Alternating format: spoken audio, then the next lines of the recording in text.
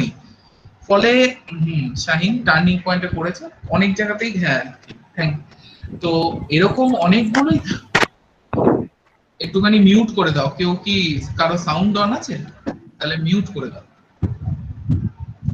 আচ্ছা, ইকোনমিক্স এর প্রবলেমটা হচ্ছে, ফলে যে সাবজেক্টটার সাথে আমাদের কোনো রকম সম্পর্ক একাডেমিক লাইফে কেরিয়ারে হয়নি, যাদের হয়েছে তারা তো ভালো, এগিয়ে আসুক কিছুটা, কিন্তু হয়নি তাদের কাছে একটা ভয় থেকে যায় ইকোনমিক্সটা নিয়ে, যেহেতু একদমই আননোন সাবজেক্ট, এটা আমাদের কাছে একদমই আননোন সাবজেক্ট, তাই জন্য একটুখানি আমাদের কাছে ভয় থেকে যায়। আচ্ছা, একটা জিনিস আমি বলে দিই,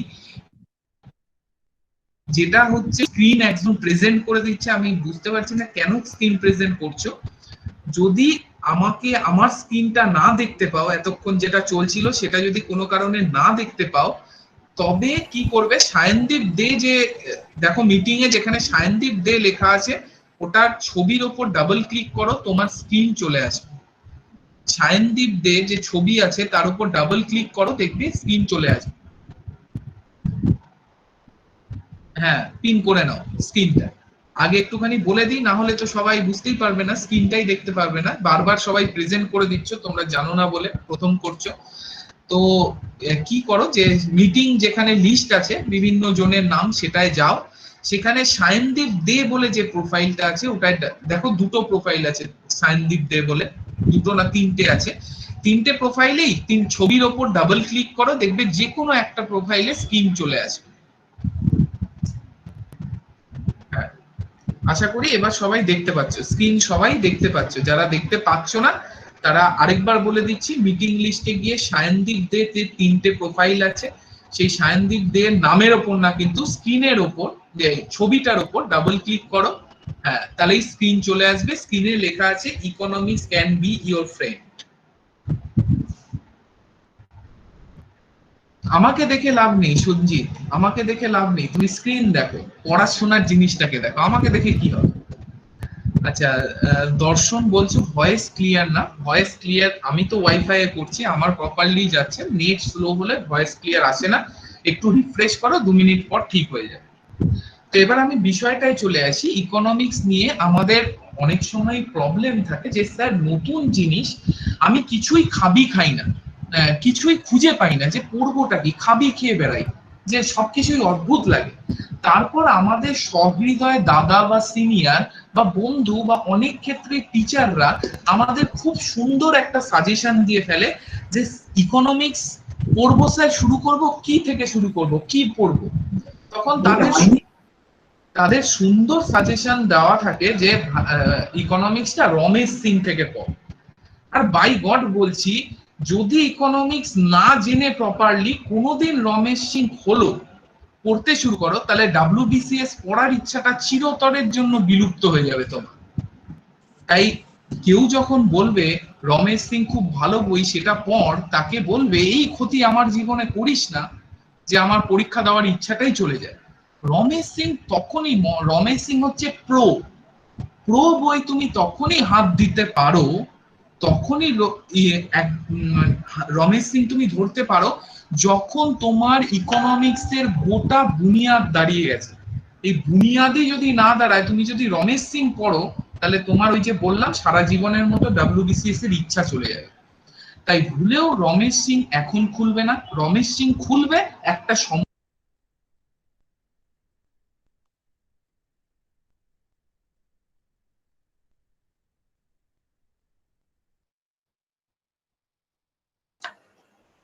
সায়নদীপ অ্যাকাউন্টটাকে মিউট করে দিলে স্যারের ভয়েসটাই শোনা যাবে না। সায়নদীপ দা আনমিউট করে নিও অ্যাকাউন্টটা। ওটাই হাসছিলাম। আবার তার মধ্যে কাশি একটু স্ক্রিন প্রেজেন্ট করে দিয়েছে, তুমি একটু স্ক্রিনটা প্রেজেন্ট করে নিও। আচ্ছা আচ্ছা, হুম হুম। আমাকেই মিউট করে দিচ্ছ ভাই, তাহলে আর পড়াবো কি করে? দাঁড়াও 1 মিনিট, স্ক্রিন প্রেজেন্ট করো না, কাশি কাশি অসুবিধা হয়। স্টপ প্রেজেন্টিং করো, কাশি বিক্রম মন্ডল স্টপ প্রেজেন্টিং বাটনটা প্রেস করো।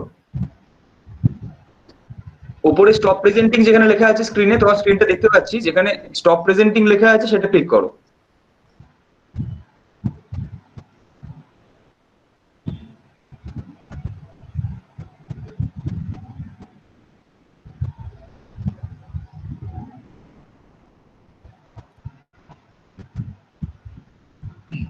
তাহলে কি বলছিলাম, যে এবার আশা করি সবাই ভয়েসটা ক্লিয়ারলি শুনতে পাচ্ছে আবার। তো তো আমি কি বলছি, ইকোনমিক্সে তুমি রমেশ সিং তখনই পড়া শুরু করবে যখন তোমার বুনিয়াদ দাঁড়িয়ে গেছে। আমার 60% ক্লাস তোমার পড়া হয়ে গেলে তখনই তুমি কিন্তু ইকোনমিক্সটা রমেশ সিং পড়া শুরু করবে। তাহলে স্যার কিভাবে ইকোনমিক্স শুরু করব?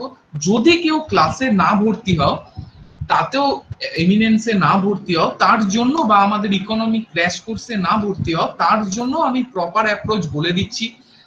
ইকোনমিক্স কিছুই না, ইকোনমিক্স ডাব্লিউবিসিএস এর জন্য প্রিপেয়ার করার অর্থ হচ্ছে 19টা চ্যাপ্টার তোমাকে আয়ত্তে আনতে হবে। এই 19খানা পিলার যদি তুমি আয়ত্তে আনতে পারো, তবেই তুমি কি করবে, ইকোনমিক্সটা প্রপারলি বুঝতে পারবে। তো ক্লিয়ারলি আমি বলে দিচ্ছি, ফার্স্টেই আমি আবার একজন প্রেজেন্ট করে দিচ্ছি, আমি আর ঠিক করতে পারবো না কারণ এটাতে ফ্লো নষ্ট হয়ে যায় পড়ানোর। আমি আরেকবার লাস্ট বারের মতো বলে দিচ্ছি, প্রেজেন্ট করো না। আর যদি কেউ প্রেজেন্ট করাতে অসুবিধা হয় তাহলে সায়নদীপ দে মিটিং লিস্টে যাও, সায়নদীপ দেব যে প্রোফাইলগুলো আছে তার ছবির ওপর ক্লিক করো, দেখবে স্ক্রিন চলে আসবে যেখানে economics can be your friend লেখা আছে। আর আমি বলবো না কারণ এটাতে পড়ানোর ফ্লোটা নষ্ট হয়। আচ্ছা চলে আসছি। হ্যাঁ হ্যাঁ, অভিজিৎ কথাটা খুব একটা ঠিক বলেনি, ভুল বলেনি, তাহলে সুবিধা হবে কারণ সবার অসুবিধা হচ্ছে, তো শ্রমিক সেটা দেখ একটু। আচ্ছা যাই হোক, ইকোনমিক্স এর এবার আমি বলে দিই, ইকোনমিক্স তাহলে তোমাকে যেটা করতে হবে 19খানা বিষয়ের উপর করতে হবে, 19টা সাবজেক্ট। আমি কি কি 19টা চ্যাপ্টার আমি কি সেটাও বলে দিচ্ছি, তোমরা সুন্দর করে লিখে রাখো। তোমরা যদি ক্লাসে ভর্তিও না হও তাও তোমরা এই স্ট্রাকচার অনুযায়ী বই থেকে পড়বে, বা যে টিচারের কাছেই পড়ো তাকে এই স্ট্রাকচার অনুযায়ী পড়াতে বলবে, তাহলে তুমি ইকোনমিক্সে কিন্তু 85 স্কোর করতে পারবে। আমি আমার কাছে যারাই পড়ে, এক প্রচুর স্টুডেন্ট আমি পড়াই, যারা এখানেও হয়তো অনেকে পড়েছো আমার কাছে অন্য কোনো ইনস্টিটিউটে, আমি সবসময় বলে দিই আমার কমপ্লিট ক্লোজ কভার আপ করলে তুমি 80 থেকে 85 ইকোনমিক্সে পাচ্ছ। আচ্ছা স্যার, আপনি 80 থেকে 85 80 থেকে 85 বলছেন, তার মানে কি আপনি ডাব্লিউবিসিএস মেনটা ধরেই পড়াচ্ছেন, শুধু ওটাকেই ভাবেন? হ্যাঁ, আমি কোনোদিন প্রিলির জন্য পড়াই না, কারণ এই কোর্স যদি করো তাহলে প্রিলি তোমার কাছে কোনো ইস্যুই না। পরিষ্কার? তো আমি সেই জন্য প্রিলির কথা কখনো বলি না। তাও যেহেতু তোমরা প্রথম করছো, আমি একটু স্ট্রাকচারটা তোমাদের কাছে ক্লিয়ার করে দিই। ফার্স্ট আমরা যে জিনিসটা চলে যাই, আমি একটু পেনটা নিয়ে নিই।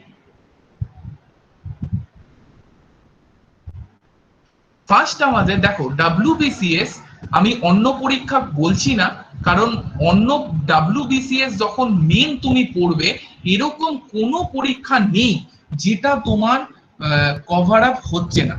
ঠিক আছে, ডাব্লিউবিসিএস মেন্স এর ইকোনমিক্স পড়লে এমন কোনো এক্সাম নেই যেটা তোমার কভার আপ হবে না। হ্যাঁ, একটা এক্সামের ক্ষেত্রে কভার আপ হবে না, সেটাও আমি বলে দেবো, এবং সেটাও কিন্তু তোমাদের ইনক্লুডেড থাকবে। এরকম নয় যেটা ডাব্লিউবিসিএস এর কোর্স বলে আমি ওই চ্যাপ্টারটা দেব না ভিডিও বা করাবো না, ওটাও থাকবে।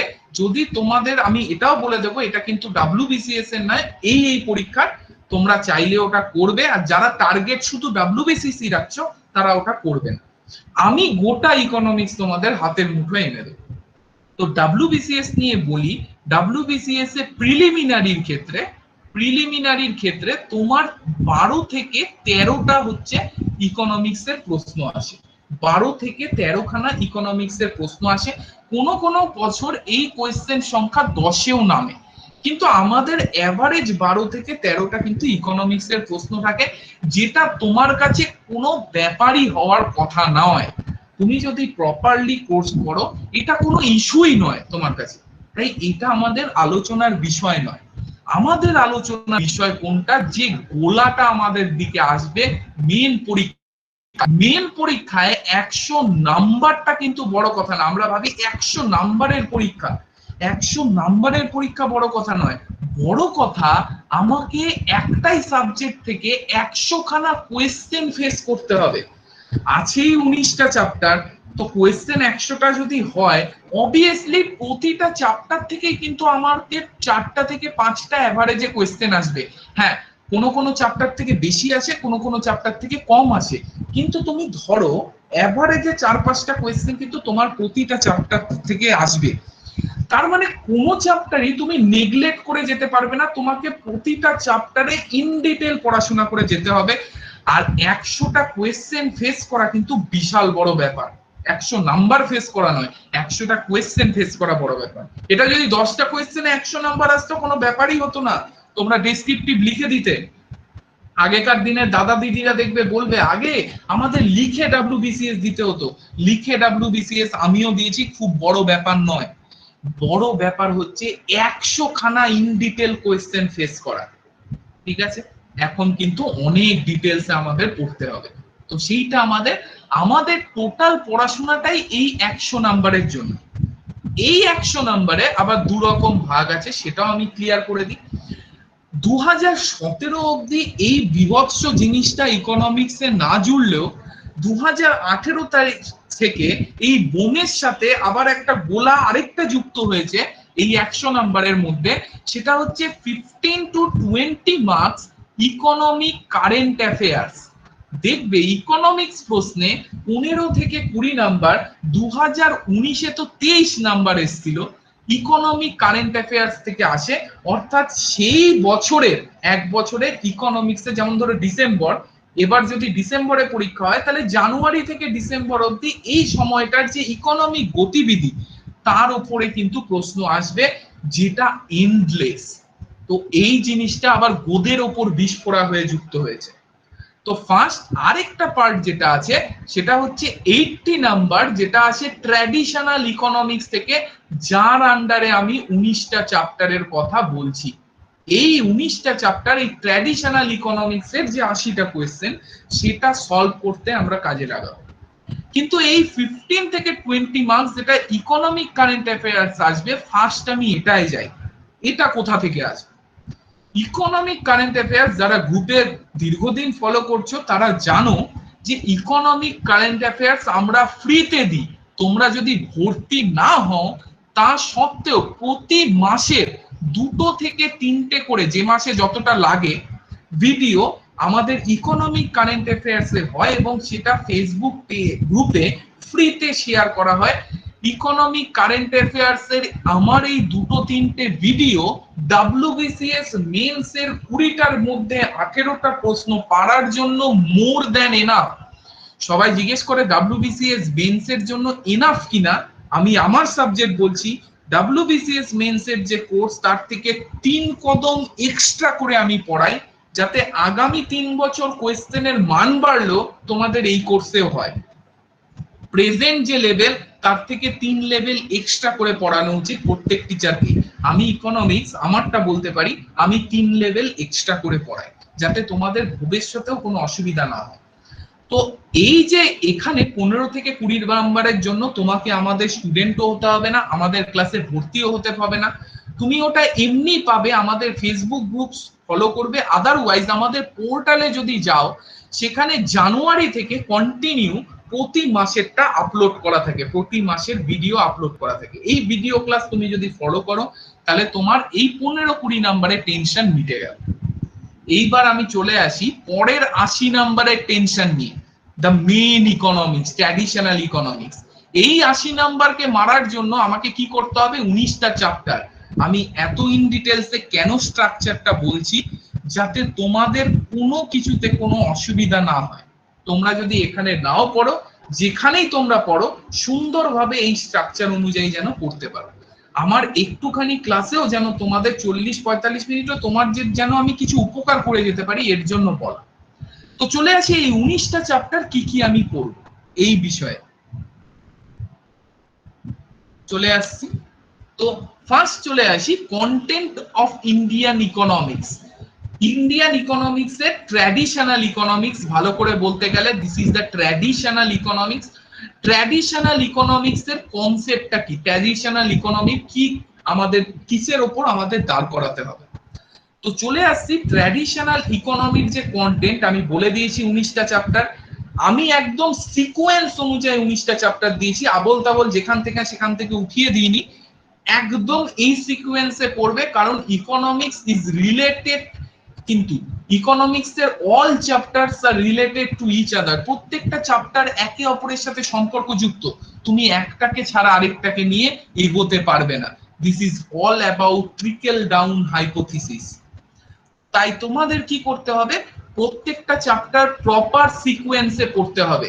আরবিআই ইম্পর্টেন্ট, প্রথম দিনই আরবিআই নিয়ে বসলাম, এটা কখনো পড়ার স্টাইল হতে পারে না, এটা কখনো ডাব্লিউবিসিএস পাওয়ার ছাত্রের পড়ার স্টাইল হতে পারে না, ঠিক আছে? না না না, একবার আমি আবার লাস্ট বলে দিচ্ছি যে অঙ্কন যদি স্ক্রিন না দেখতে পাও তাহলে মিটিং লিস্টে যাও, যারা স্ক্রিন দেখতে পাচ্ছ না মিটিং লিস্টে যাও, আমার ছবি দেখে কাজ নেই। স্ক্রিন যারা দেখতে পাচ্ছ না মিটিং লিস্টে যাও, ওখানে সায়নদীপ দে নামে 3টে প্রোফাইল আছে একদম উপরের দিকে, সায়নদীপ দে নামে 3টে প্রোফাইল, 3টে প্রোফাইলের ছবির ওপর ক্লিক করো, যে কোনো একটা প্রোফাইলে স্ক্রিন চলে আসবে, যে কোনো একটা প্রোফাইলে কিন্তু স্ক্রিন চলে আসবে।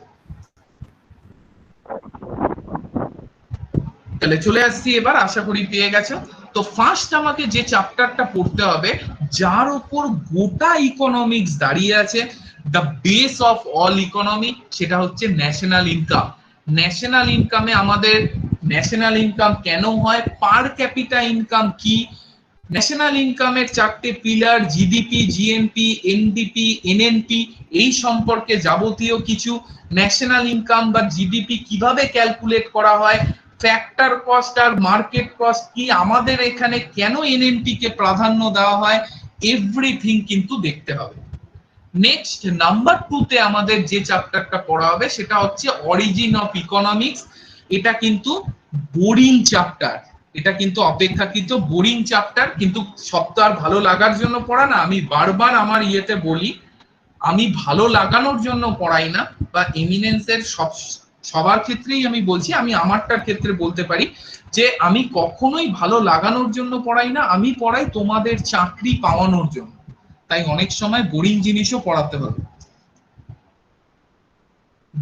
দর্শন শেয়ার করা আছে, স্ক্রিন পিপিটি দুটোই শেয়ার করা আছে, তুমি দেখতে পাচ্ছ না, দেখতে গেলে সায়নদীপ দে নামে যে প্রোফাইল 3টে আছে তার ফটোর ওপর ক্লিক করো, দেখতে পাবে স্ক্রিন শেয়ার করাই আছে অনেকক্ষণ।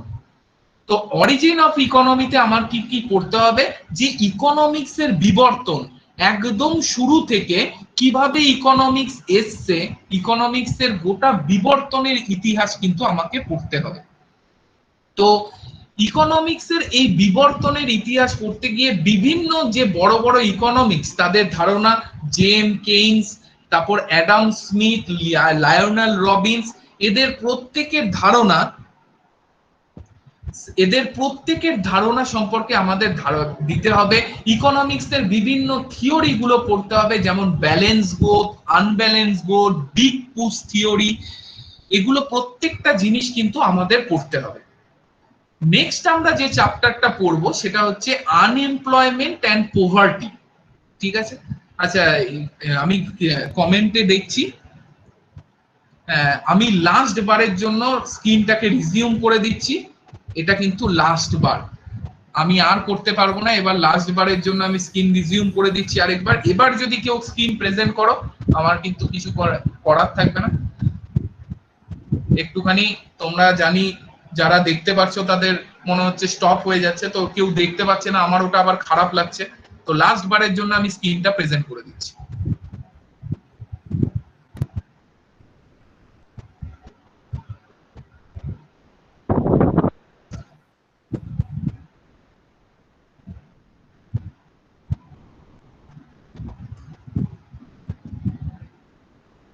এবার কেউ যদি প্রেজেন্ট করে দাও আমাকে ক্ষমা করে দিও, হ্যাঁ? আচ্ছা চলো, তাহলে আমরা কি করব, আনএমপ্লয়মেন্ট, এবার নেক্সট চ্যাপ্টার যেটা আমাদের পড়তে হবে, যেটা আমাদের দগদগে ক্ষত, সেই আনএমপ্লয়মেন্ট এবং পভার্টি। নেক্সট চ্যাপ্টার খুবই ইম্পর্টেন্ট চ্যাপ্টার, ইকোনমিক্সে গুরুত্বপূর্ণ, প্রশ্ন আসে অনেক। আনএমপ্লয়মেন্টের মধ্যে আমাদের বিভিন্ন রকমের আনএমপ্লয়মেন্ট পড়তে হবে, যেমন স্ট্রাকচারাল আনএমপ্লয়মেন্ট, সাইক্লিক্যাল, ফ্রিকশনাল, বিভিন্ন আনএমপ্লয়মেন্ট। এবং পভার্টির মধ্যে আমাদের বিপিএল সম্পর্কে যাবতীয় ধারণা নিতে হবে। বিপিএল মানে কি আর বিপিএল কততে হয়, পড়া কিন্তু এইটুকু না, বিপিএল এর পর থেকে আমাদের স্বাধীনতার পর থেকে যাবতীয় বিপিএল এর কমিটি এবং বিপিএল এর রূপরেখায় কি কি চেঞ্জ পরিবর্তন এসছে, বিপিএল এর ধারণা প্রথম ইন্ডিয়াতে কবে এসছে, এই যাবতীয় কিছু কিন্তু পড়তে হবে। সঙ্গে খুবই ইম্পর্টেন্ট যেটা জিনিস, এই প্রসঙ্গে 19খানা স্কিম আমাদের পড়তে হবে। এই 19খানা স্কিম কোন 19খানা স্কিম, যেটা গভর্নমেন্ট বিভিন্ন সময় এই পভার্টি এবং আনএমপ্লয়মেন্টকে ইরাডিকেশনের জন্য বা দূর করার জন্য যে 19টা স্কিম গভর্নমেন্ট করেছে। ইম্পর্টেন্ট করেছে অনেক স্কিম, কিন্তু 19টা যেগুলো থেকে বিসিএস এর টিপিক্যাল প্রশ্ন আসে সেই স্কিম পড়তে হবে। মানে আনএমপ্লয়মেন্ট, পভার্টি শুধু না, এগুলো দূর করা সমাধানের জন্য গভর্নমেন্ট কি করেছে সেটাও কিন্তু আমাদের কাছে সেই সমপরিমাণই ইম্পর্টেন্ট। তো এই দুটো আসপেক্টই কিন্তু আমাদের পড়তে হবে।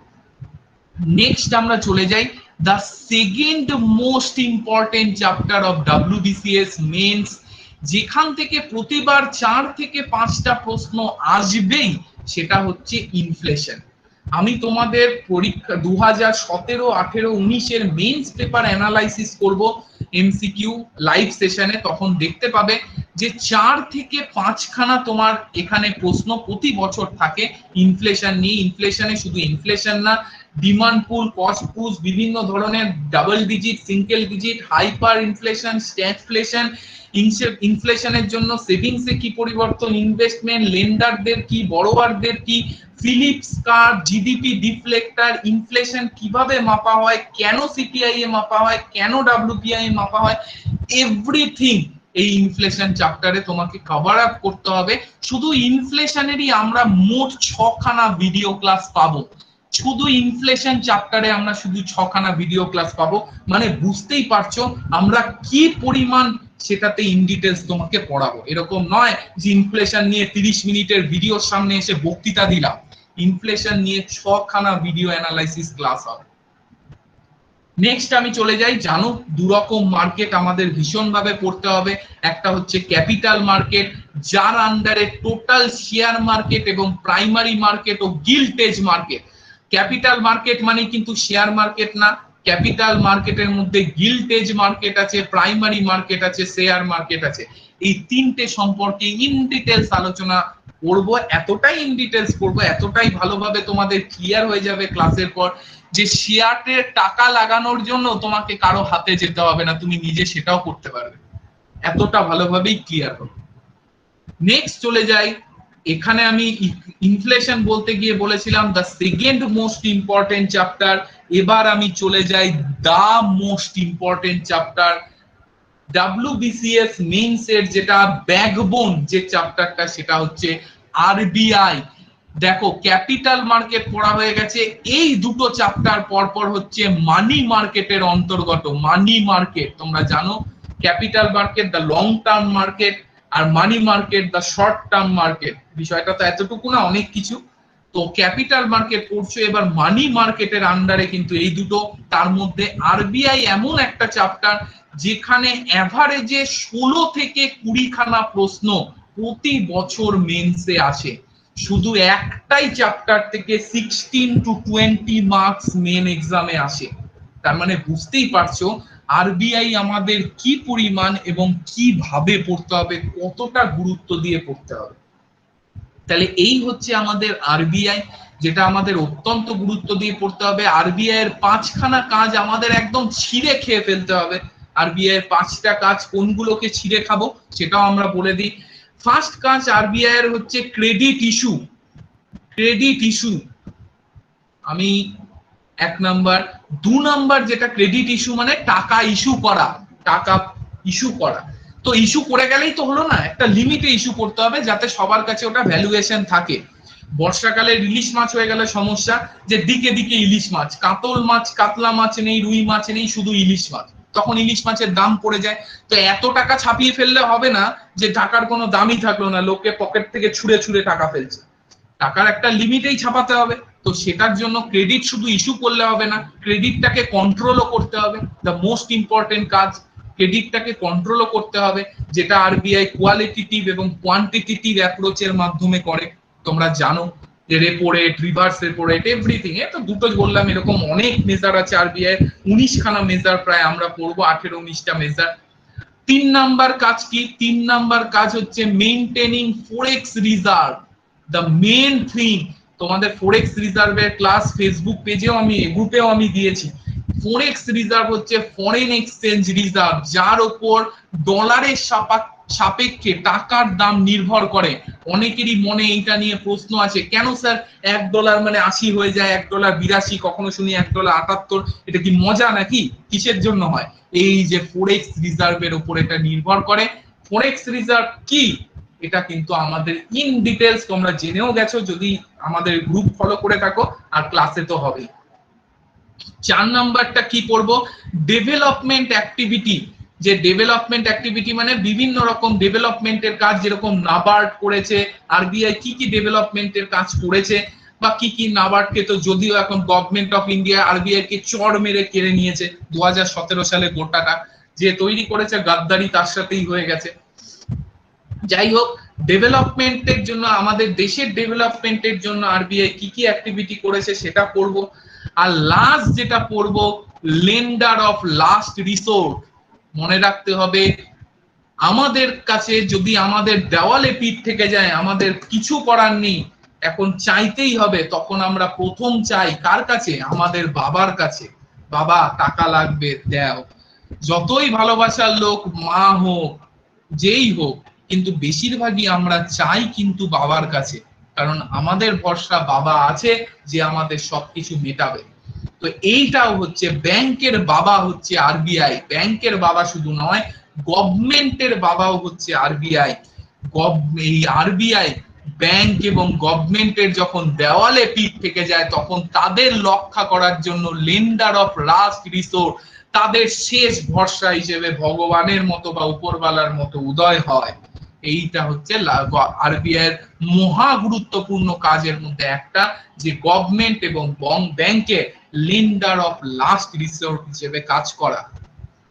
এই 5টা কাজ আরবিআই এর আমরা ছিঁড়ে খাবো, বিশ্বাস করবে না, এই 5টা থেকে তুমি 16খানা থেকে 18খানা প্রশ্ন পাবেই, এবং আমার গ্যারেন্টি একটা প্রশ্ন তোমার অজানা থাকবে না আরবিআই থেকে। 18টা প্রশ্ন তোমার পড়তে খুব বেশি হলে 3 মিনিট টাইম লাগবে, যেটুকু প্রশ্ন পড়তে টাইম লাগে। নেক্সট চলে যাচ্ছি মানি মার্কেটে। নেক্সট যে চ্যাপ্টার, ব্যাংকিং স্ট্রাকচার। এই ব্যাংকিং স্ট্রাকচার থেকে WBCS মেন্স পরীক্ষায় 1খানা মাত্র প্রশ্ন থাকে, কিন্তু অনেক পড়ার জিনিস এর মধ্যে। তো এইটা তোমরা একটুখানি দেখতে পারো। চাইলে এই প্রশ্ন 1 নাম্বার তোমরা বাদ দিয়ে দিতে পারো, ভেবেই যাও পরীক্ষাটা আমি 99 দেব, কারণ 1 নাম্বারের জন্য তোমাদের পড়ার পরিমাণ অনেকটা হয়ে দাঁড়াবে। তো এই চ্যাপ্টারটা যারা WBCS পড়ছো তারা কিন্তু ইলিউমিনেট করতে পারো বা বাদ দিতে পারো। WBCS এ কতটা পড়তে হবে এটা যেরকম জানা দরকার, কতটা কিন্তু আমার জানা দরকার, কারণ পড়ার কোনো এন্ড নেই। হিস্ট্রি আছে, জিওগ্রাফি আছে, তোমাকে সব পড়তে হবে। তো তো চাইলে এই চ্যাপ্টারটা তুমি ইলিউমিনেট করতে পারো।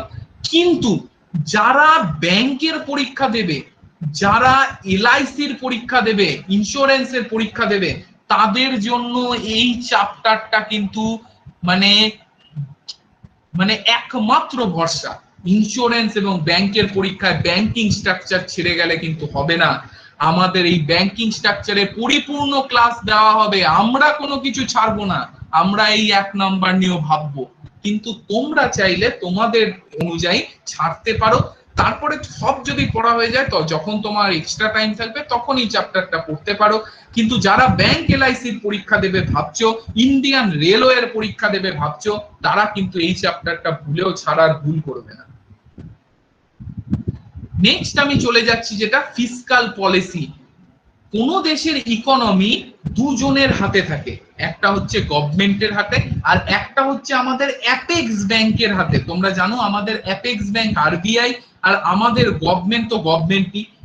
আরবিআই করে মনিটারি পলিসি, দেশের ইকোনমিকে নিয়ন্ত্রণ করার জন্য, আর গভর্নমেন্ট অফ ইন্ডিয়া করে ফিসকাল পলিসি। মনিটারি পলিসি যেটা আরবিআই চ্যাপ্টারে আমরা পড়ে নেব, এই দুটোর মাধ্যমে, এই দুটো উইপনের মাধ্যমেই কিন্তু কোন দেশের ইকোনমিকে কন্ট্রোল করা হয়। একটা হচ্ছে মনিটারি পলিসি আর একটা হচ্ছে ফিসকাল পলিসি। তো তো মানিটারি পলিসি যেটা আরবিআই চ্যাপ্টারে আমাদের অলরেডি পড়া হয়ে গেছে। এবার চলে আসি ফিসকাল পলিসি, যেটা গভর্নমেন্ট অফ ইন্ডিয়া করে। কে করে? কে করে ফিসকাল পলিসি? যেটা গভর্নমেন্ট অফ ইন্ডিয়া করে। এইটা আমরা যাবতীয় করব, যেটা আমাদের কাছে বাজেট নামে পরিচিত। কেন এটার নাম বাজেট হলো? বাজেট প্রথম কোথায় হয়েছে এবং কিভাবে বাজেটের ধারণা এলো? বাজেট যখন চলে তখন আমাদের খরচ খরচা কোথা থেকে আসে?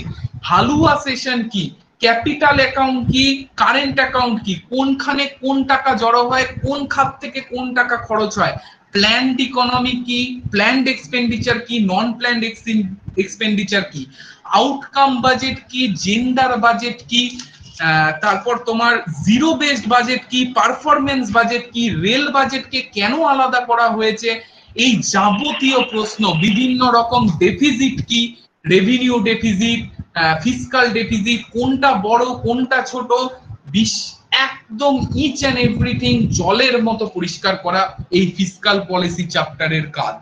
এবং তোমাদের কাছে এই চ্যাপ্টার জলের মতো পরিষ্কার হবে, এতটাই পরিষ্কার হবে আমি এই চ্যাপ্টার থেকে ম্যাথও করাবো ডেফিসিটের। বলবে স্যার ম্যাথ তো জীবনে পরীক্ষায় আসে না। অনেক কিছু আসে না, কিন্তু আমাদের কনসেপ্ট ক্লিয়ার করার জন্য করতে হয়। এখান থেকে যদি তুমি 4টে ম্যাথ করে নাও এই চ্যাপ্টার থেকে, তুমি ঘুমিয়ে ঘুমিয়ে ফিসকাল পলিসি বলতে পারবে। এই হচ্ছে আমাদের প্রথম পর্ব। এবার আমি চলে যাই নেক্সট। ট্যাক্স জিএসটি বলার কিছু নেই, একটা নতুন অলংকার যুক্ত হয়েছে এই চ্যাপ্টারে। আগে শুধু এই চ্যাপ্টারটা ট্যাক্স নামেই পরিচিত ছিল, এখন GST, integrated GST, CGST, SGST, GST slab, GST council, 17খানা ট্যাক্স আর ইনডিরেক্ট ট্যাক্স আর 23খানা সেস একত্রিত হয়ে জিএসটি হয়েছে। What is cess, what is surcharge, everything, direct indirect tax কি, impact of tax, incidence of tax কি, কোনটা কোন ট্যাক্স কে নেয়, এই যাবতীয় কিছু তোমাদের এই ট্যাক্স জিএসটি চ্যাপ্টারে কভার আপ হবে। মনে রাখবে ইনফ্লেশনের পর এটা কিন্তু থার্ড মোস্ট ইম্পর্টেন্ট চ্যাপ্টার, তাই খুব ভালো করে পড়বে। 4 থেকে 5টা প্রশ্ন কিন্তু এই চ্যাপ্টার থেকেও আসে। আর এই চ্যাপ্টারটা কিন্তু তোমার ইন্টারভিউ যে আছে, ইন্টারভিউতে কিন্তু interview is all about economics and political science. মনে রাখতে হবে যে হিস্ট্রি, জিওগ্রাফি এগুলো জেনারেলি ইম্পর্টেন্ট হলে ইন্টারভিউতে কিন্তু তুমি ছাড়া পাবে না। ইন্টারভিউতে কিন্তু দুটোই সাবজেক্ট, সেটা ইকোনমিক্স আর পলিটিক্যাল সায়েন্স। তো ইন্টারভিউর সময় এই চ্যাপ্টারটা খুবই মাহাত্মপূর্ণ হয়ে যায়। ইন্টারভিউ যখন তোমরা কল পাবে তখন আমি এই চ্যাপ্টারটা আরো ইন ডিটেইলস খুঁটিয়ে পড়াবো। নেক্সট চলে আসছি ইন্স্যুরেন্স। ইন্স্যুরেন্স থেকে আমাদের অনেক কিছু পড়তে হয়, তোমরা জানো বিভিন্ন রকম ইন্স্যুরেন্স সম্পর্কে পড়তে হয়।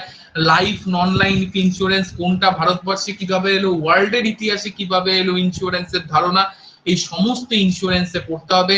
একটু boring chapter, second boring chapter. ইকোনমিক্সে বোরিং চ্যাপ্টারের পরিমাণ কিন্তু খুবই কম, তো এটা হচ্ছে সেকেন্ড বোরিং চ্যাপ্টার। সুমন এখন শুধু এই দিকে মাথা ঠান্ডা করে আমি সমস্ত কিছু ক্লিয়ার করব শেষে, ওগুলো প্রশ্ন আমাকে শেষে করবে, এখন শুধু স্ট্রাকচার মাথায় ঢোকাও। ইন্স্যুরেন্স কি বললাম, ইন্স্যুরেন্সে নন লাইফ এবং লাইফের আমরা একদম পুরো এপার ওপার করে ফেলবো একদম। নেক্সট চলে যাচ্ছি এগ্রিকালচার ইন্ডাস্ট্রি, এই দুটো চ্যাপ্টার খেয়াল রাখতে হবে। এই দুটো চ্যাপ্টারকে কিন্তু জিওগ্রাফির এগ্রিকালচার ইন্ডাস্ট্রির সাথে গুলিয়ে ফেললে চলবে না। জিওগ্রাফির এগ্রিকালচার ইন্ডাস্ট্রি আর এখানকার এগ্রিকালচার ইন্ডাস্ট্রি কিন্তু আলাদা। এখানে এগ্রিকালচার মানে ধান কোথায় বেশি হয় নয়, এখানে এগ্রিকালচার মানে ফুড ফিলোসফি অফ ইন্ডিয়া, এখানে এগ্রিকালচার মানে অপারেশন বর্গা, এখানে এগ্রিকালচার মানে গ্রিন রেভলিউশন, এখানে এগ্রিকালচার মানে ল্যান্ড রিফর্ম। খেয়াল রাখতে হবে। ইন্ডাস্ট্রি মানে এখানে ইন্ডাস্ট্রি মানে কি, কোথায় কাগজ শিল্প আছে এটা এখানকার ইন্ডাস্ট্রি নয়, ওটা জিওগ্রাফির ইন্ডাস্ট্রি। এখানে ইন্ডাস্ট্রি মানে কি, কেউ একজন সাউন্ড অন করেছে, একটুখানি অফ করে দাও, যার সাউন্ড অন করা আছে একটু অফ করে দাও।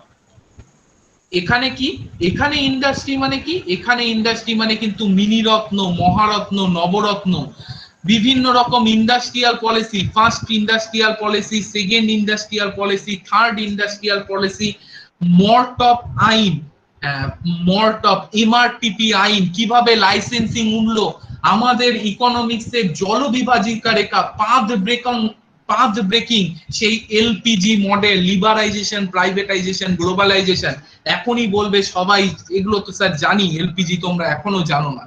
এলপিজি যে কি গভীর জিনিস সেগুলো তোমরা পড়ার সময় জানতে পারবে। প্রত্যেকটা জিনিস এখানে হবে।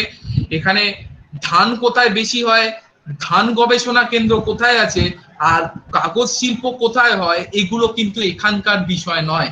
এখানে আমরা বেসিক স্ট্রাকচার সম্পর্কে পড়ব। নেক্সট চলে আসি ইন্টারন্যাশনাল অর্গানাইজেশন, যার আন্ডারে মোট 5খানা ইন্টারন্যাশনাল অর্গানাইজেশন। হ্যাঁ, মহারত্ন শুধু সুমন কি কি লাগবে সেটা নয়, মহারত্নের কি কি চেঞ্জ হয়েছে, প্রথমে কি কি লাগতো এখন কি কি লাগে, কবে কোনটা চেঞ্জ হয়েছে সেটাও পড়বো আমরা, কোনো কিছু ছাড়বো না। ইন্টারন্যাশনাল অর্গানাইজেশন মোট আমরা 5টা পড়বো, সেটার মধ্যে ফার্স্টেই আমরা পড়বো দ্য টুইন অর্গানাইজেশন, সেটা হচ্ছে বেটন উড টুইন, যেটাকে বলা হয় বেটন উড কনফারেন্সের ফসল, হ্যারি ডেক্সটার এন্ড জেম কেইনসের সন্তান, সেটা হচ্ছে ওয়ার্ল্ড ব্যাংক আর আইএমএফ। এছাড়াও আমরা Asian Development Bank, OPEC, European Union সম্পর্কেও পড়বো। এখানে 5টা ইন্টারন্যাশনাল অর্গানাইজেশন, এবং শুধু এই ইন্টারন্যাশনাল অর্গানাইজেশন গুলো কি, যেমন ধরো ওয়ার্ল্ড ব্যাংক, ওয়ার্ল্ড ব্যাংক আসলে কিছুই না, ওয়ার্ল্ড ব্যাংক হচ্ছে 5টা সংস্থার মিলিত রূপ। এইগুলো সম্পর্কে, কোন 5টা সংস্থা, 5টা সংস্থার মিলিত রূপ কেন ওয়ার্ল্ড ব্যাংক হতে গেল, এই যাবতীয় ধারণা আমরা এখানে ক্লিয়ার করব। নেক্সট 5 ইয়ার প্ল্যান আমরা পড়ব, অপেক্ষাকৃত ডাল টপিক। এখন আগে যেরকম প্রশ্ন আসতো, এখন কিন্তু এতটা প্রশ্ন আর আসে না, এখন কিন্তু এতটা প্রশ্ন আর আসে না। 5 ইয়ার প্ল্যান পড়ার একটা টেকনিক আমি বলে দিই। হ্যাঁ, সব বলবো সন্তু, কোনো চিন্তা নেই। তোমরা ভাবতেই পারবে না তোমরা ইকোনমিক্স পাবে কিভাবে, তুমি পিডিএফ বলছো তো, একটু পরে ইকোনমিক্স কিভাবে পাবে বলবো, অবাক হয়ে যাবে। আচ্ছা, 5 ইয়ার প্ল্যান আমরা যেটা পড়বো আমি বলে দিচ্ছি। 5 ইয়ার প্ল্যান তো তোমরা হ্যান্ড আউট নোট পাবেই, পিডিএফ, আমি ক্লাসও করাবো, সুন্দরভাবে নিজে নোট করে হ্যান্ড আউট নিয়ে রেডি রাখবে। 5 ইয়ার প্ল্যান সারা বছর পড়ার চেষ্টা করবে না। 5 ইয়ার প্ল্যান পড়ার প্রকৃত সময় কোনটা জানো? 5 ইয়ার প্ল্যান প্রকৃত সময় হচ্ছে ইকোনমিক্স পরীক্ষার দিন ভোর 6টায় উঠে পড়তে হয়। ভোর 6টার সময় উঠে ইকোনমিক্স পরীক্ষার দিন এই 5 ইয়ার প্ল্যান পড়তে হয়। তবে রেডি করা যাবে না, তোমাকে নোট ফোট নিয়ে রেডি করে রাখতে হবে। ভোর 6টায় উঠে মুখস্থ করে পরীক্ষা দিয়ে গিয়ে বমি করে দিতে হবে যে 2-3টা প্রশ্ন আসবে। কারণ 5 ইয়ার প্ল্যান যদি তুমি জেনারেলি পড়তে থাকো, তুমি পড়বে আবার 2 মাস পর ভুলে যাবে, আবার পড়বে আবার 2 মাস পর ভুলে যাবে। তাই জন্য এটাকে রেডি করে রাখো, বুঝে রাখো। একদম পরীক্ষার দিন সকাল 6টায় পড়বে, পরীক্ষায় ভুলবে না, পরীক্ষার পরে ভুলে গেলেও তোমার কিছু যায় আসবে না। কারণ আমার ধারণা তুমি প্রপারলি কোর্স ফলো করলে 2 বছরে চাকরি পেয়েই যাবে, 1.5 থেকে 2 বছরে। তাই 5 ইয়ার প্ল্যান আমাদের সমস্ত কিছু থাকবে, ক্লাস তো একদম ইন ডিটেলস হবে, কিন্তু পড়ার টেকনিক এটা, যারা বুদ্ধিমান ছেলে তারা 5 ইয়ার প্ল্যান এইভাবে পড়ে। নেক্সট চলে আসছি নীতি আয়োগ। 5 ইয়ার প্ল্যান তো উড়িয়ে দিয়েছে প্ল্যানিং কমিশন, তোমরা জানো প্ল্যানিং কমিশন যেটা 5 ইয়ার প্ল্যানের মাধ্যমে চলতো, তার জায়গায় নীতি আয়োগ জায়গা করে নিয়েছে, যেটা এখন 7 ইয়ার ভিশন, 7 ইয়ার ভিশন এবং 15 ইয়ার রোড ম্যাপের উপর ভিত্তি করে চলে। আমাদের নীতি আয়োগ কিন্তু 7 ইয়ার ভিশন এবং 15 ইয়ার রোড ম্যাপের উপর ভিত্তি করে চলে। তো এই নীতি আয়োগ সম্পর্কে যাবতীয় জিনিস এবং নীতি আয়োগের সেই বছরের জিনিস, মানে নীতি আয়োগ তুমি মনে করো 2020 পরীক্ষা দিতে যাচ্ছ, তো 2019-20 থেকে কিন্তু প্রচুর প্রশ্ন আসবে, এবং প্রশ্ন আসবে একদম ডাটা দিয়ে। মানে নীতি আয়োগ এই বছরের জন্য এগ্রিকালচার পারপাসে কত টাকা ধার্য করেছে, কত টাকা খরচা করেছে, এইভাবে প্রশ্ন আসবে কিন্তু অ্যামাউন্ট দিয়ে। তো সেইভাবে মুখস্থ করতে হবে, এটা কিচ্ছু করার নেই। রোড ম্যাপ মানে কি, যে আগামী 15 বছর আমরা কিভাবে কাজ করব, সেই রোড ম্যাপ। মানে 5 বছর যেটা, সেটাই ওরা 15 বছর নিয়ে চলে রোড ম্যাপ নিয়ে। তো এরপরে আমরা পড়বো প্রেজেন্ট স্কিম। তোমরা যারা বিসিএস মেন্স দিয়েছো, আশা করি এখানে অনেকেই দিয়েছো, তো বিসিএস মেন্স যারা দিয়েছো তারা জানো প্রেজেন্ট স্কিমের গুরুত্ব কতটা। ইন্দিরা আবাস যোজনা, এটার থেকে কিন্তু, বা তোমাকে প্রেজেন্ট প্রধানমন্ত্রী উজালা যোজনা, এটা কিন্তু শুধু প্রশ্ন দেবে না, উজালা যোজনা কোথায় শুরু হয়েছিল, কে লঞ্চ করেছিল, কত এলপিজি সিলিন্ডার দেওয়া হবে, কেন্দ্র এবং রাজ্য কি অনুপাতে টাকা বন্টন করছে, কোন ডিপার্টমেন্ট এটা করছে, এই যাবতীয় কিছু পড়তে হয়। তো এরকম প্রেজেন্ট স্কিম কিন্তু আমরা 20খানা পড়বো, 20খানা এনডিএ গভর্নমেন্টের প্রেজেন্ট স্কিম আমরা পরিপূর্ণভাবে পড়বো এবং সব আসপেক্ট নিয়ে পড়বো, সম্পূর্ণভাবে হ্যান্ড আউট পাবো। সেটা চলে যাচ্ছি ইকোনমিক্স এর সব থেকে কঠিন চ্যাপ্টার, যেখানে আমরা ডিমান্ড কার্ভ পড়ি, যে বিভিন্ন ডিমান্ড কার্ভ দেখেছো নিশ্চয়ই, আগে এসএসসি প্রশ্নে স্টাফ সিলেকশনের প্রশ্নে আসতো খুব, যে price elasticity of demand, demand curve upward bending হবে না ডাউনওয়ার্ড বেন্ডিং হবে, আমাদের কাছে এগুলোকে হিব্রু বলে মনে হতো।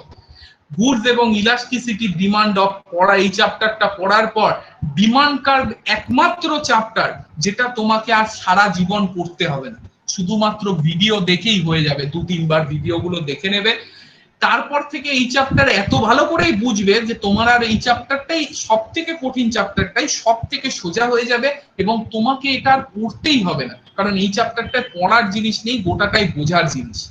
তুমি যদি প্রপারলি ভিডিওগুলো কিন্তু একবার দেখবে না, দেখো কত সুবিধা, একটা ভিডিও তুমি 5বারও দেখতে পারবে চাইলে। এই হচ্ছে অনলাইন ক্লাস।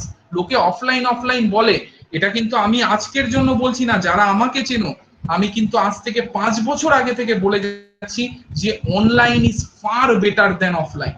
কারণ অফলাইনে একবার একটা তীর যখন বেরিয়ে যাবে, একটা ক্লাস বেরিয়ে যাবে, তুমি সারা জীবন ওই স্যারের কাছ থেকে ওই ক্লাসটা আর ঘুরে পাবে না।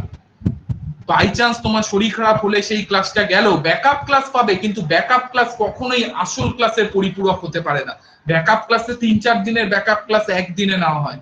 অনলাইন ক্লাস তোমার আজকে হলো না, তোমার রেকর্ডেড ভার্সন থাকবে, তুমি ক্লাসও করলে তারপরেও তোমার 5 মাস পর তুমি ভুলে গেলে, মনে হলো আবার ক্লাসটা দেখি, আবার দেখতে পাবে, 5 বার দেখতে পারবে, 25 বার দেখতে পাবে, বুঝলে না বুঝলে রিভাইন্ড করে দেখতে পারবে।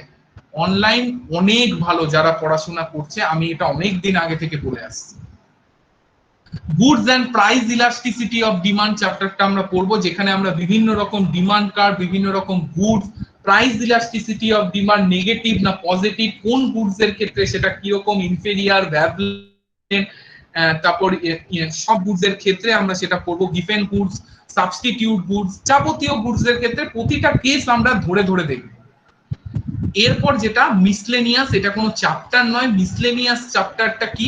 মিসলেনিয়াস চ্যাপ্টার হচ্ছে যেগুলো ফাঁক ফোকর থেকে যায়, যেমন বিভিন্ন ধরনের hard currency, token currency, special economy zone, এগুলো হচ্ছে কোনো চ্যাপ্টারের ভেতর ঢোকে না, কোনো চ্যাপ্টারের ভেতর ঢোকে না।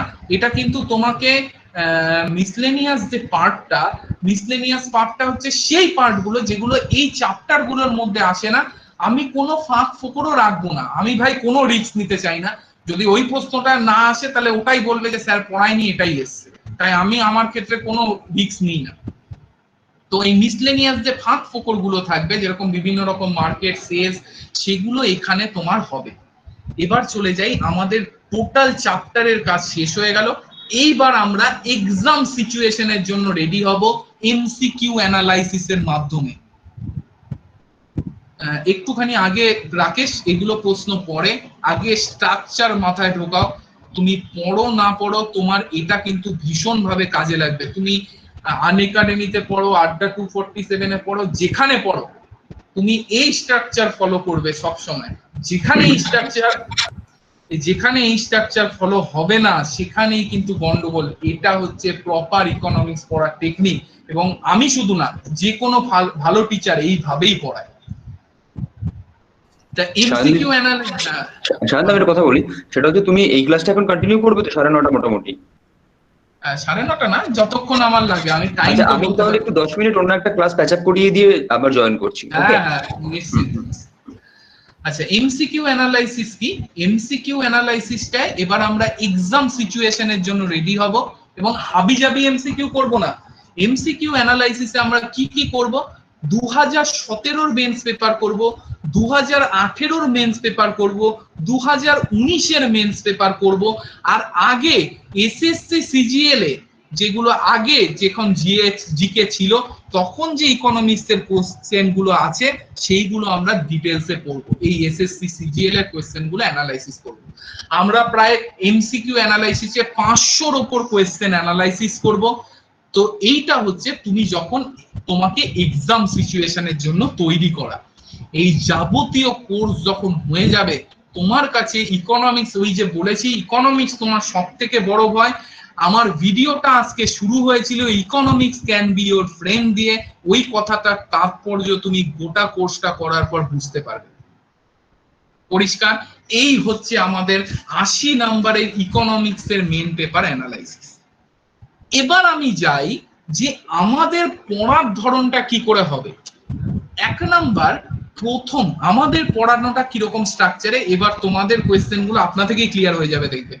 আমি ইকোনমিক্স এর বিষয়টা বলছি, যে টিচার কালকে অভিষেক হয়তো ক্লাস নেবে, অভিষেক ইংলিশেরটা বলবে, সৌরভ স্যার ক্লাস নিলে তিনি জিওগ্রাফিরটা বলবেন, সবাই সবারটা বলবে।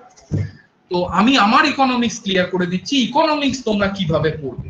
1 নম্বর কথা, প্রথম যে 15 থেকে 20 নাম্বার যেটা ইকোনমিক কারেন্ট অ্যাফেয়ার্স অ্যানালাইসিস, ওটা তোমরা প্রত্যেকে পেয়ে যাচ্ছ। প্রত্যেক মাসে 2 থেকে 3টা ভিডিও ফেসবুক গ্রুপে দিয়ে দেওয়া হয়, এটা তো ফ্রি সবার জন্য। আর তোমরা যারা ভর্তি হবে তারা তো এটা পোর্টালেই পাবে। পোর্টালে একদম জানুয়ারি মাস থেকে পরপর যত ভিডিও হয় সবগুলো দেওয়া আছে। ইভেন বাজেটের ওপর, ফেব্রুয়ারি মাসে বাজেটের ওপর আমরা এমসিকিউ অ্যানালাইসিস করেছি প্রায় 30টা কোয়েশ্চেন নিয়ে, যার বাইরে বাজেট থেকে একটা প্রশ্ন আসবে না। তো যারা দেখেছো ফলো করছো তারা জানো, আর যারা ভর্তি হবে তারা তো জানুয়ারি থেকে পরপর সব পেয়েই যাবে। তো এই 15-20 নিয়ে তোমাদের কোনো চিন্তা নেই, এটা তো এমনি হয়ে যাচ্ছে। পরের যে 80 নাম্বার, এই 80 নাম্বার যেটা 19টা চ্যাপ্টার, সেটা কিভাবে পড়ানো হবে সেটা বলে দিচ্ছি। ইকোনমিক্স এর কথা বলছি। ইকোনমিক্স তোমাদের এভরি উইক লিখে নাও, এরকম নয় যে একটা চ্যাপ্টার একটা ক্লাস করার পর 15 দিন পরে গিয়ে আবার ওই ক্লাস পাচ্ছি। এভরি উইক একটা করে লাইভ সেশন হবে। লাইভ সেশন, অনেক সময় নেট প্রবলেমের জন্য লাইভ সেশনে যারা জয়েন করতে পারো না বা মাঝখানে কেটে যায়, তাদের জন্য বলে দিই এই লাইভ সেশনটা নেক্সট দিন, স্যার কবে নয়, নেক্সট ডেতে এই লাইভ সেশনের গোটা রেকর্ডিং পেয়ে যাবে, গোটা রেকর্ডিং পেয়ে যাবে এই লাইভ সেশনে। নেক্সট চলে যাচ্ছি, এভরি উইক এটা কিন্তু হবে ফিক্সড ডেটে। এবার চলে যাই এই 80 নাম্বারের জন্য আর কি হবে এভরি উইক। এই 80 নাম্বারের জন্য 88 প্লাস, এই 80 নাম্বারের জন্য কেন মিউট হয়ে গেছে, এই 80 নাম্বারের জন্য তুমি 88 প্লাস ভিডিও ক্লাস পাবে। 88 খানা, 88টা বেশি, মানে প্রায় 89-90 খানা ভিডিও ক্লাস পাবে, রেকর্ডিং ভিডিও ক্লাস, যেটা স্যার কবে দেওয়া হবে, এই ভিডিও ক্লাস তোমাকে গোটাটা অ্যাভেলেবেল করে দেওয়া হবে উইদিন 4 মান্থস। উইদিন 4 মান্থস, তোমার ভর্তির থেকে 4 মান্থসের মধ্যে এই 88 ভিডিওটায় 88 প্লাস ভিডিও তোমার কাছে অ্যাভেলেবেল থাকবে, এবং 88টাই অ্যাভেলেবেল থাকবে, তুমি যখন ইচ্ছা 88টা দেখতে পারবে। এরকম নয় যে 7টা দিচ্ছি আবার 7টা উড়িয়ে নিচ্ছি। এই 88টা পর পোর্টালে তোমাদের কাছে অ্যাভেলেবেল থাকবে, যখন ইচ্ছা যেটা ইচ্ছা তুমি যতবার ইচ্ছা দেখতে পারবে। ক্লিয়ার? তো এই হচ্ছে আমাদের 88টা ভিডিও, যেটা 19টা চ্যাপ্টারের ডিটেলস অ্যানালাইসিস থাকবে, এছাড়াও আমরা লাইভ সেশন করব। এবার চলে যাই এক্সাম সিচুয়েশনের জন্য। এক্সাম সিচুয়েশনের জন্য 25 প্লাস এমসিকিউ অ্যানালাইসিসের ভিডিও থাকবে, রেকর্ডিং ভিডিও। 25 খানা এমসিকিউ অ্যানালাইসিসের উপর ক্লাস, 25 খানা, 25টা এমসিকিউ ভেবো না কিন্তু, আবার 25 খানা ক্লাস থাকবে যেখানে আমরা এমসিকিউ অ্যানালাইসিস করব। প্লাস লাইভ সেশনে তো আমরা এমসিকিউ অ্যানালাইসিস করবই, সেই সঙ্গে 25টা আলাদা রেকর্ডিং ক্লাস থাকবে, যেটা তোমাদের পোর্টালে দেওয়া থাকবে, যতবার ইচ্ছা যেখানে ইচ্ছা দেখতে পারবে। সেখানে তোমরা এমসিকিউ অ্যানালাইসিসের 25 খানা আলাদা করে ক্লাস পাবে। এ তো গোটা ক্লাসের বিষয়ে আসছি, মানে ইকোনমিক্স এর কিছু বাকি থাকবে না তোমার এই ক্লাস করলে। এবার ক্লাসের বিষয়ে আসছি। শুভম, পোর্টাল মানে কি ওয়েবসাইট? হ্যাঁ, পোর্টাল মানে ওয়েবসাইট। শুভম সরি, আমি পোর্টাল বলছি, ওয়েবসাইট। হ্যাঁ, তো নেক্সট আমরা যেটা কি এই ক্লাস তো আমরা পাচ্ছি, সেই সঙ্গে এবার শুনি, চলে আসি তোমাদের প্রশ্ন, স্যার পিডিএফ কি পাবো, পিডিএফ কি পাবো? দেখি ওটা প্রত্যেকটা 19টা ক্লাসের জন্য 19খানা ডিফারেন্ট হ্যান্ডআউট থাকবে, প্রত্যেকটা ক্লাসের শেষে হ্যান্ডআউট দেখা হবে, এবং সেই হ্যান্ডআউট একটা নয়, 19টা ক্লাসের জন্য 19টা হ্যান্ডআউট থাকবে, যেটা ক্লিক করলেই ডাউনলোড হয়ে যাবে, তোমরা ডাউনলোড করে রেখে দেবে, চাইলে ওটাকে প্রিন্ট করে নিতে পারো, পিডিএফ থাকবে, চাইলে ওটাকে প্রিন্ট করে নিতে পারো, চাইলে ওটাকে তুমি মোবাইলেও রেখে দিতে পারো, সবটাই হবে। এই 19টা ডিফারেন্ট হ্যান্ডআউট ছাড়াও একটা কমপ্লিট বুক থাকবে, যেটা তুমি চাইলেও পড়তে পারো, না পড়তে পারলেও কোনো অসুবিধা নেই। কোনো কমপ্লিট একটা বুক থাকবে 65 পেজের, যেটা তোমাকে বুকের কাজ করে দেবে, মানে আমাদের কমপ্লিট মেটেরিয়াল একটা ছাড় থাকবে। আমি বলছি ক্লাস আর হ্যান্ডআউট করলেও, হ্যান্ডআউট করলে কিন্তু তোমার আর কোনো মেটেরিয়ালের দরকার নেই, তা সত্ত্বেও আমাদের একটা কমপ্লিট মেটেরিয়াল দেওয়া থাকে 65 পেজে। অনেকের পড়তে ইচ্ছা করে বইয়ের মতো থরলি, তারা এটা কিন্তু পড়তে পারবে। অর্থাৎ স্যার কোন বইটা ইকোনমিক্স এর জন্য ভালো হয়, এইটা কিন্তু আমাদের কোর্সের জন্য অর্থহীন, আমাদের কোর্সের জন্য কিন্তু এটা অর্থহীন, কারণ আমাদের কোর্সের ক্ষেত্রে কোনো রকম বই লাগে না, ইকোনমিক্স এর কোনো বই ফলো করতে হবে না, আমাদের কোর্স কিন্তু স্বয়ং সম্পূর্ণ। There is no need of book in our course. এবার দেখো, আমি শুধু কোর্সে ভর্তি হতে বলছি না, এরকম অনেকে আছো যারা ভর্তি হবে না, তাদের ক্ষেত্রে বলে দিই, ইকোনমিক্স এর কোন বই পড়বে? যদি বেসিক ইকোনমিক্স পড়তে চাও, তাহলে তোজামেল হোসেনের বাংলা বই কিনবে। তোজামেল হোসেনের বাংলা বই প্রিলি এবং বেসিক কনসেপ্ট ক্লিয়ার করার জন্য খুব ভালো। তারপরে যেটা পড়বে সেটা হচ্ছে রমেশ সিং। ভুলেও কোনো বন্ধুর সাজেশনে, এটা আমার রিকোয়েস্ট, ভুলেও কোনো বন্ধু বা মহান স্যারদের সাজেশনে রমেশ সিং কিন্তু শুরুতে খুলতে যাবে না, ওটা ডিজাস্টার হয়ে যাবে তোমার কেরিয়ারের ক্ষেত্রে। তো এই হচ্ছে আমাদের টোটাল কোর্স, ঠিক আছে। এবার আমি তোমাদের বলে দিই, অনেকে ডিউরেশন জিজ্ঞেস করছো, ফিস জিজ্ঞেস করছো। ফিস তো আমাদের মান্থলি ফিস বলে দেওয়া হয়েছে 800 পার মান্থ। আর এবার ডিউরেশন কতদিন? ডিউরেশন তুমি যতদিন কোর্স করবে, আমাদের গোটা কোর্স কমপ্লিট হতে, আমি বলেই দিচ্ছি, আমাদের গোটা কোর্স কমপ্লিট হতে 8 মান্থ টু 1 ইয়ার টাইম লাগে, কিন্তু আমরা এবার বলেই দিয়েছি যে ফেব্রুয়ারির মধ্যে কোর্স কমপ্লিট করানোর চেষ্টা করব, যদি নাও হয়, কারণ ফেব্রুয়ারি মাসে প্রিলিমিনারি, ফেব্রুয়ারি মাসের মধ্যে কোর্স কমপ্লিট যতটা, যাতে না 80 to 85% কভার আপ হয়ে যায়, সেই চেষ্টা করব। ডিউরেশন আমাদের লাগবে 1 বছর 8 মাস থেকে 1 বছর, এবার তোমরা যতদিন রাখবে সেটাই ডিউরেশন। তোমরা যদি 5 মাস পর বোঝো যে আমি আর করব না, তাহলে মান্থলি ফিস দেবো না, তাহলে তোমাদের 5 মাসই ডিউরেশন হয়ে যাবে। তো তোমাদের সেইভাবে তোমাদের কোর্সটা হয়, ততদিন তোমরা রাখতে চাইবে ততদিন ডিউরেশন, তো সেইভাবে হবে। এবার চলে দিয়ে আমাদের বিষয়টায়, যে আমাদের ইকোনমিক্স এর কমপ্লিট বুক ডেফিনেটলি পিডিএফ ফরম্যাটে দেওয়া হবে, না হলে আপলোড হবে কি করে? পিডিএফ ফরম্যাটে দেওয়া হবে, যেটা তুমি ডাউনলোড করে প্রিন্ট করে নিতে পারবে। তো এবার আমি চলে যাই ক্লাস টাইমিং এ কি করে হবে। ক্লাস টাইমিং আমাদের সমস্ত ক্লাস হয় রাত 8টা থেকে, রাত 8টা থেকে ক্লাস হয়, যেরকম তোমাদের আজকে শুরু হয়েছে 8টা থেকে 10:30, 11টা, কোনো দিন 11:30 অব্দিও ক্লাস হয়। তো 8টা থেকে ক্লাস হয়, তোমাদের মোটামুটি 2.5 ঘন্টা ক্লাস ধরেই রাখো। সোম থেকে শুক্র এভরিডে লাইভ সেশন হবে। হ্যাঁ, হ্যান্ডআউট মানে প্রতিটা চ্যাপ্টারের পিডিএফ, প্রতিটা ইয়ার লাইভ সেশন থাকবে, পিডিএফ সমস্ত কিছু ইংলিশ ভার্সনে থাকবে। ইকোনমিক্স এর নোট কখনো বাংলায় দেওয়া পসিবল না আমাদের পক্ষে, কারণ ইকোনমিক্স এর টার্ম ইংলিশেই পড়তে হবে, আর WBCS মেন্স এর প্রশ্ন ইংলিশেই আসবে, তাই গোটাটাই আমি বোঝাবো বাংলায়, কিন্তু নোট সমস্তটাই ইংলিশে থাকবে, তাই তোমাদের কোনো অসুবিধা হবে না। আর একটা কথা বলছি, ক্লাস এমন হবে ইকোনমিক্স এর যে তোমার কোনো কিছুতে কিন্তু প্রবলেম থাকবে না। এরপর আমি একটা জিনিস জানি, টুবাই পার ডে কটা সাবজেক্টের ক্লাস হবে? পার ডে 2টো হয়, পার ডে কোনো সময় 3টেও হয়, 2টো সাবজেক্ট হবেই, তো কোনো অসুবিধা নেই। ইকোনমিক্স এর এবার চলে আসছি ইকোনমিক্স এর টোটাল পড়াশোনা আমি কমপ্লিট করে ফেলেছি, মেটেরিয়াল কমপ্লিট করে ফেলেছি। এবার আমি চলে আসি ইকোনমিক্স এর কোয়েশ্চেনে, আমি কি করে নিজেকে জাজ করব আমি কতটা তৈরি, মানে আমাদের মক টেস্ট।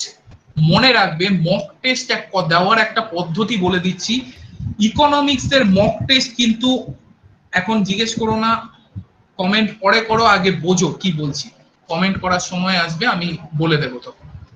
মক টেস্টের ক্ষেত্রে কি, ইকোনমিক্স যেখানেই পড়ো,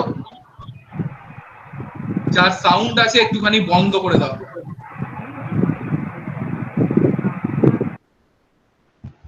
না, সব ক্লাসের টাইমিং এ 8টা থেকে, সব ক্লাসের টাইমিং সোম থেকে শুক্র তোমাদের 8টা থেকে ক্লাস হবে, এর মধ্যে একদিন ইকোনমিক্স হবে বুধবার করে। এবার মক টেস্টের বিষয়ে চলে যাচ্ছি। লাইভ ক্লাস হবে বিপ্লব, লাইভ ক্লাস হবে, রেকর্ডিং ক্লাসও হবে। সোম থেকে শুক্র 8টা থেকে লাইভ ক্লাস হবে, ওসব অডিও ক্লিপ আমাদের নয়। রেকর্ডিং ক্লাসও পাবে, লাইভ ক্লাস যেটা হবে পরের দিন সেটা রেকর্ডিং পাবে, এছাড়া স্টুডিও রেকর্ডিং ক্লাসও পাবে। এই লাইভ ক্লাসের দরকার পড়বে না, আমি অনেক জায়গায় শুনেছি এই কথাটা, আমার খুব খারাপ লাগে শুনে। লাইভ ক্লাসের দরকার যদি না পড়ে, আরে ভাই লাইভ ক্লাস ছাড়া তুমি ইন্টারাকশনটা করবে কি করে? তুমি যদি কোনো জিনিস বুঝতে না পারো টিচারের কাছে, হোয়াটসঅ্যাপে জিজ্ঞেস করবে, হোয়াটসঅ্যাপে সে তোমাকে ক্লিয়ার করবে? এটা কোনোদিন হতে পারে? তো লাইভ ক্লাস কখনো না, লাইভ ক্লাস কখনো না। ইন্টারনেটে যেটা তোমাদের লাইভ ক্লাসও যেরকম দরকার, ইন্টারাকশনের যেরকম দরকার, তেমনি সিলেবাস কভার আপ করার জন্য রেকর্ডিং ক্লাসও দরকার। এবং এমিনেন্স হচ্ছে লাইভ আর রেকর্ডিং এর ব্লেন্ড। আমাদের দুটোরই ক্ষমতা আছে, আমরা শুধু রেকর্ডিং এর ক্ষমতা নেই বলে শুধু লাইভ ক্লাস দিই এরকমও নয়, আবার লাইভ ক্লাসের দেওয়ার ক্ষমতা নেই বলে শুধু রেকর্ডিং দিই এরকমও নয়। দুটোই কিন্তু রেকর্ডিং এবং লাইভ বোথ হবে। তো 10 মিনিটের জন্য, আগামী 10 মিনিটের জন্য সমস্ত রকম কমেন্ট সবার বন্ধ, আবার কমেন্টের টাইম দেওয়া হবে, তখন করবে। মক টেস্টের এবার চলে আসি। ভিডিও মক টেস্ট নিজেদের অ্যানালাইসিস কি করে তোমরা নিজেরা করবে সেটা বলে দিই। ইকোনমিক্স এর মক টেস্ট অন্য মক টেস্টের থেকে একটু আলাদা। ইকোনমিক্স যেখানেই তুমি পড়ো, ইকোনমিক্স এর মক টেস্ট যতক্ষণ না সাবজেক্টটা 80% তুমি পড়ে ফেলছো ততক্ষণ কোনো মক টেস্ট দেবে না। কারণ যদি মক টেস্ট 80% না পড়ে জাস্ট পড়েই দিয়ে দাও, জাস্ট পড়েই তুমি মক টেস্ট দিয়ে দাও, তাহলে কিন্তু তুমি ইকোনমিক্স এর ক্ষেত্রে সেটা হিতে বিপরীত হবে, তোমার কনফিডেন্স লো হওয়া শুরু করবে। ইকোনমিক্স মক টেস্ট তখনই দেবে যখন তোমার 80% ইকোনমিক্স সিলেবাস কভার আপ হয়ে যাবে। ইকোনমিক্স এর ওপর আমাদের 100 মার্কসের, ঠিক ডব্লিউবিসিএস যেরকম দাও 100 মার্কের 4খানা মক টেস্ট হবে, 4টে mock test, 4x100 mark mock test হবে 4খানা। অন্য সাবজেক্ট কোনোটায় বেশি হবে, কোনোটায় কম হবে, কোনোটায় প্রত্যেক দিনেরটা হবে। আমার ইকোনমিক্স এর এরকম কোনো সিস্টেম নেই, আমি ইকোনমিক্স এরটা বলে দিচ্ছি। ইকোনমিক্স 100 মার্কসের 4খানা মক টেস্ট হবে। ইকোনমিক্স প্রতি সপ্তাহে মক টেস্ট আমি একেবারেই পছন্দ করি না, কারণ সেটা তোমার কনফিডেন্সকে লো করার জন্য যথেষ্ট। ইকোনমিক্স মক টেস্ট তখনই দেবে যখন 80% সিলেবাস তোমাদের কভার আপ হয়ে যাবে। 4খানা 100 মার্কসের মক টেস্ট তোমাদের হবে। এবং মনে রাখবে এই 100 মার্কসের মক টেস্ট কিন্তু কোনো নেট থেকে কপি পেস্ট করে করা না, এখানে একটু কোয়েশ্চেন পেলাম, ওখানে একটু কোয়েশ্চেন পেলাম, এইভাবে কপি পেস্ট করা নয়। এই 100টা মক টেস্ট আমি নিজে টাইপ করে প্রত্যেকটা চ্যাপ্টার কভার আপ করে তৈরি করেছি। এই 100টা মক টেস্টের মধ্যে একটারও আনসার কিতে কোনো ভুল থাকবে না। এটা কিন্তু তোমরা যে মক টেস্ট দাও ওই মক টেস্ট না, বা বিভিন্ন ইনস্টিটিউট যে মক টেস্ট নেয় সেই মক টেস্ট নয়। এমিনেন্স এর মক টেস্ট, ইকোনমিক্স এর মক টেস্ট যে হবে 100 নাম্বার, সেটা আমার নিজে হাতে তৈরি করা, প্রত্যেকটা জিনিস মাথায় রেখে তৈরি করা, একদম ডব্লিউবিসিএস কোয়েশ্চেন পেপারের মতো করে তৈরি করা, এবং আনসার কিতে নট এ সিঙ্গেল মিস্টেক থাকবে, প্রত্যেকটা আনসার কিন্তু আমার করে দেওয়া।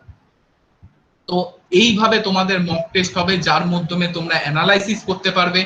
এছাড়া আমাদের মেইনস এর মক টেস্ট এমিনেন্সে হয়, সেখানেও তোমরা ইকোনমি পেপার পাবে, তবে এইটা হচ্ছে ডেডিকেটেড ইকোনমিক্স মক টেস্ট, পরিষ্কার, যেটা দিয়ে নিজেদেরকে অ্যানালাইসিস করতে পারবে। আমি মনে করি যে 25টা এমসিকিউ অ্যানালাইসিসের ক্লাস, লাইভ সেশন এবং 4x100 মানে 400টা এমসিকিউ তোমার নিজেকে চেক আপ করার জন্য মোর দ্যান এনাফ। এর থেকে বেশি চেক আপ করলে তোমার চেক আপে সময় নষ্ট হবে, তার থেকে তোমার পড়ার টাইমটাকে বাড়াও, সেটা বেশি ভালো।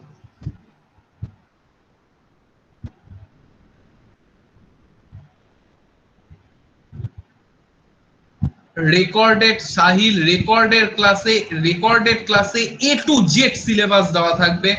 আর লাইভ সেশনে হবে হচ্ছে যে জিনিসগুলো কঠিন বা যে জিনিসগুলো ডাউট, যে জিনিসগুলো আমার মনে হয় যে লাইভ ক্লাসে করা দরকার, যে জিনিসগুলো এমসিকিউ অ্যানালাইসিসের মাধ্যমে করা দরকার, সেইগুলো হবে লাইভ সেশনে। লাইভ সেশনে টাফ জিনিসগুলো নিয়ে আমি করব, যেগুলো তোমাদের ডাইরেক্ট ইন্টারাকশনের দরকার, যেগুলো ডাউট থাকবে তোমাদের সেগুলো নিয়ে হবে।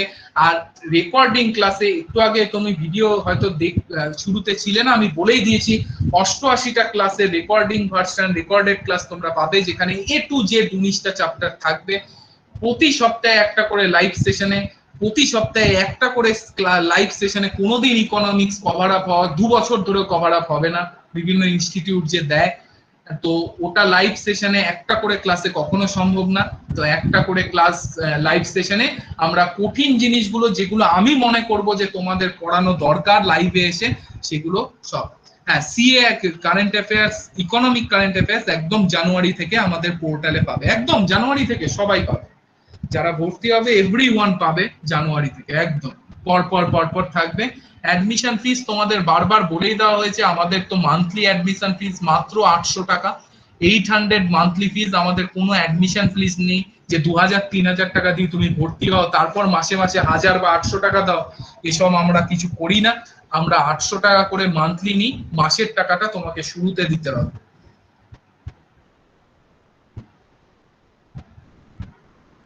লাইভ না হলেও, লাইভে না হলেও হ্যান্ড আউটে পুরো অয়ন, ইকোনমিক্স কভার আপ হওয়ার কোনো চিন্তা, কভার করবেন তোমার নয়, তোমার দায়িত্ব আমার।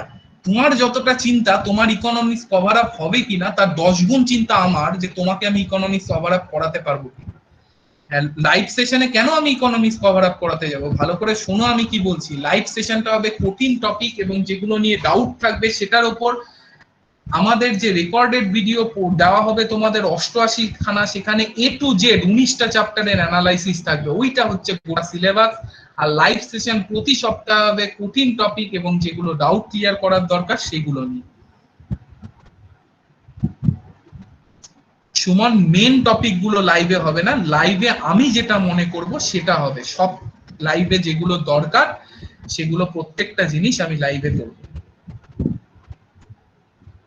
কোর্স ডিউরেশন বলে দিয়েছি, 8 মাস থেকে 1 বছর। আমাদের অল টোটাল ডাব্লিউবিসিএস এর কোর্স ডিউরেশন 8 মাস থেকে 1 বছর। সেটা যে ব্যাচ যেরকম নিতে পারবে তার উপর নির্ভর করবে। আর ইকোনমিক্স নিয়ে স্যার সবটা পাবো তো, পিডিএফ হবে তো, বা টোটাল সিলেবাস কভার আপ হবে তো, এই প্রশ্নগুলো একেবারেই এই কোর্সে আমাদের সাথে খাপ খায় না।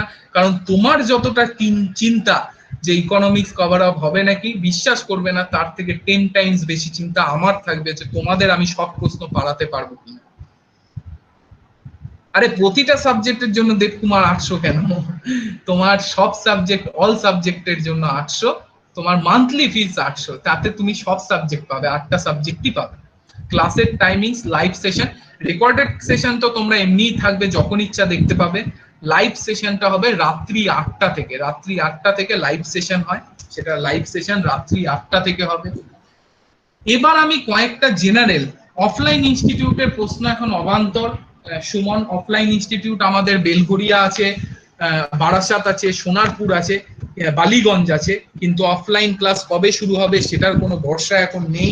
গভর্নমেন্ট আবার কবে 50 জনকে এক জায়গায় জড়ো হয়ে ক্লাস দিতে দিতে মানে পারমিশন দেবে, এটা নিয়ে আমার প্রচুর ডাউট আছে। অ্যাটলিস্ট যতদিন না ভ্যাকসিন হচ্ছে সবার নেওয়া, ততদিন অফলাইন ক্লাস কোনো ইনস্টিটিউটই শুরু করতে পারবে না বলেই আমার ধারণা। এবার আমি একটা বিষয় তোমাদের ক্লিয়ার করে দিই, এবার একটু অন্য জিনিস, যে অনেক সময় চাকরির পরীক্ষার ক্ষেত্রে আমরা ভাবি, আবার একটুখানি মন দিয়ে এটা, ফেব্রুয়ারির মধ্যে সুদীপ মেন্সের পুরো সিলেবাস কি কোনোদিন কভার হওয়া সম্ভব? তুমি বলো।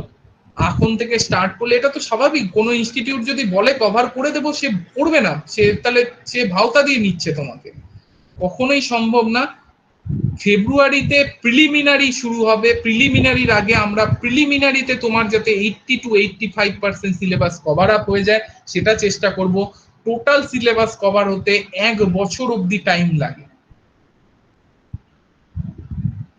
যদি কোনো ক্লাস কোথাও, এই তো শুনছো না সায়ন, এটা তোমার প্রশ্ন করার কথাই নয়, কোনো ক্লাস যদি মিস হয়, আমি বলেছি যেটা লাইভ সেশন হবে পরের দিন সেটাই গোটা রেকর্ডিং ভার্সন তুমি পেয়ে যাবে, তাহলে সেটা মিস করলে আবার সেটা পরে হবে এই প্রশ্নই নেই, তুমি রেকর্ডিং ভার্সন গোটাটা দেখে নেবে। ও আচ্ছা আচ্ছা, সরি সরি, নেটটা প্রবলেম করছিল।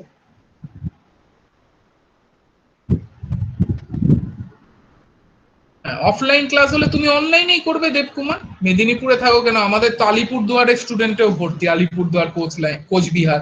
অফলাইন স্টার্ট হলে কি অনলাইন বন্ধ হয়ে যাবে নাকি? অনলাইনই থাকবে, অনলাইন তো অনলাইনের মতো থাকবে, এবং আজ থেকে 3-4 বছর পর শুধু অনলাইনই থাকবে মার্কেটে। আবার আগামী 6 মিনিটের জন্য, 6 থেকে 7 মিনিটের জন্য সমস্ত কমেন্ট বন্ধ, ঠিক আছে? এখন শুধু আমি যেটা বলবো সেটা পড়বো, আমি যেটা বলবো সেইগুলো সেটা শুধু শোনো। চাকরির পরীক্ষার ক্ষেত্রে আছে, সুজয়ের প্রশ্নটার উত্তর দিদি, ভালো প্রশ্ন, যে স্যার এনটিপিসি কি কভার আপ হবে? এনটিপিসি ডেফিনেটলি কভার আপ হবে। সিজিএল সিএইচএসএল কভার আপ হবে। সিজিএল সিএইচএসএল এর ম্যাথের ক্ষেত্রে এবং জিআই এর ক্ষেত্রে কিছু অ্যাড অন থাকে, সেটা তুমি এক্সট্রা করে নিতে পারো, এবং বাকি গোটাটাই কভার আপ হবে। আচ্ছা, বাকি সমস্ত পরীক্ষা এখানে এই ডাব্লিউবিসিএস এর মধ্যেই কভার আপ হয়ে যাবে, PSC miscellaneous, clerkship, rail, group D, everything. আচ্ছা, চাকরির পরীক্ষার ক্ষেত্রে আমাদের একটা ব্যাপার থাকে, যে চাকরির, এটা আমি আমার ফেসবুক পেজেও সবসময় বলি, যারা ছাত্র তারাও জানো, চাকরির পরীক্ষার ক্ষেত্রে একটা ব্যাপার থাকে, স্যার চাকরির পরীক্ষা তো বেরোচ্ছে না, চাকরির পরীক্ষা তো পয়সা দিয়ে হয়ে যাচ্ছে। এই জিনিসগুলো কারা বলে জানো? এই জিনিসগুলো যারা বলে, দেখো চাকরির পরীক্ষায় কিছু ফ্রড করে হবে, সেটা আজ থেকে 20 বছর আগেও হতো, আজ থেকে 30 বছর আগেও হতো, আজও হবে, আগামী 30 বছর পরেও হবে, কিন্তু সেটা একটা পার্সেন্টেজ, 20% সিট বা 25% সিট। মনে রাখবে, তুমি পড়লে চাকরি পাবেই। তোমার, তুমি আমাদের, মানে যেখানে, আমাদের কাছে বলা ঠিক না, তুমি যেখানেই পড়ে, যেখানেই ইচ্ছা পড়ে তুমি পরিপূর্ণভাবে সিলেবাস কভার আপ করো, তুমি যদি চাকরি না পাও তাহলে আমি সারা জীবনের মতো পড়ানো মার্কার ধরা ছেড়ে দেবো। তাই নিজের মনে পাবো কি না এই প্রশ্নটা কিন্তু কোনো দিন আনবে না, কোনো দিন এই প্রশ্নটা যেন না আসে যে আমি পাবো কিনা। দেখো, প্রথম যখন প্লেন আবিষ্কার হতো তখন সেটা উড়বে কি না ভাবলে কোনোদিন সেটা হতো না, কিন্তু তোমাকে যদি তোমার মধ্যে বিশ্বাস থাকে তবে তুমি ডেফিনেটলি পাবে। সিলেবাস সম্পূর্ণ কভার আপ করা, ভালো পড়ানো কিন্তু একদম শেষ কথা নয়, এটার সাথে সব থেকে বড় কথা বিসিএস এর ক্ষেত্রে নিজের প্রতি সেলফ কনফিডেন্স, নিজের প্রতি বিশ্বাস। কোনো সময় একবারের জন্য ভাববে না যে আমি পারবো না। প্রয়োজনে যে ঘরে ঘুমাও, ঘুম থেকে উঠে সেই ঘরে যাতে যে দেওয়ালে তোমার চোখ পড়বে সেখানে একটা সিংহের ছবি আর একটা তার উপর ডাব্লিউবিসিএস লিখে রাখো। প্রতিদিন ঘুমোতে যাওয়ার সময় সিংহের ছবি আর ডাব্লিউবিসিএস দেখে ঘুমাবে, এবং ঘুম থেকে ওঠার সময় ওটা দেখবে। খুবই অ্যানিমেটেড কথাগুলো মনে রাখবে, মনে হবে তোমাদের যে স্যার এগুলো মজা করে বলছেন, কিন্তু একবারও মজা করে বলছি না।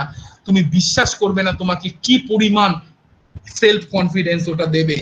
পড়ানো ভালো, তুমি ভালো করে প্রিপারেশন নেবে, that is not more than enough.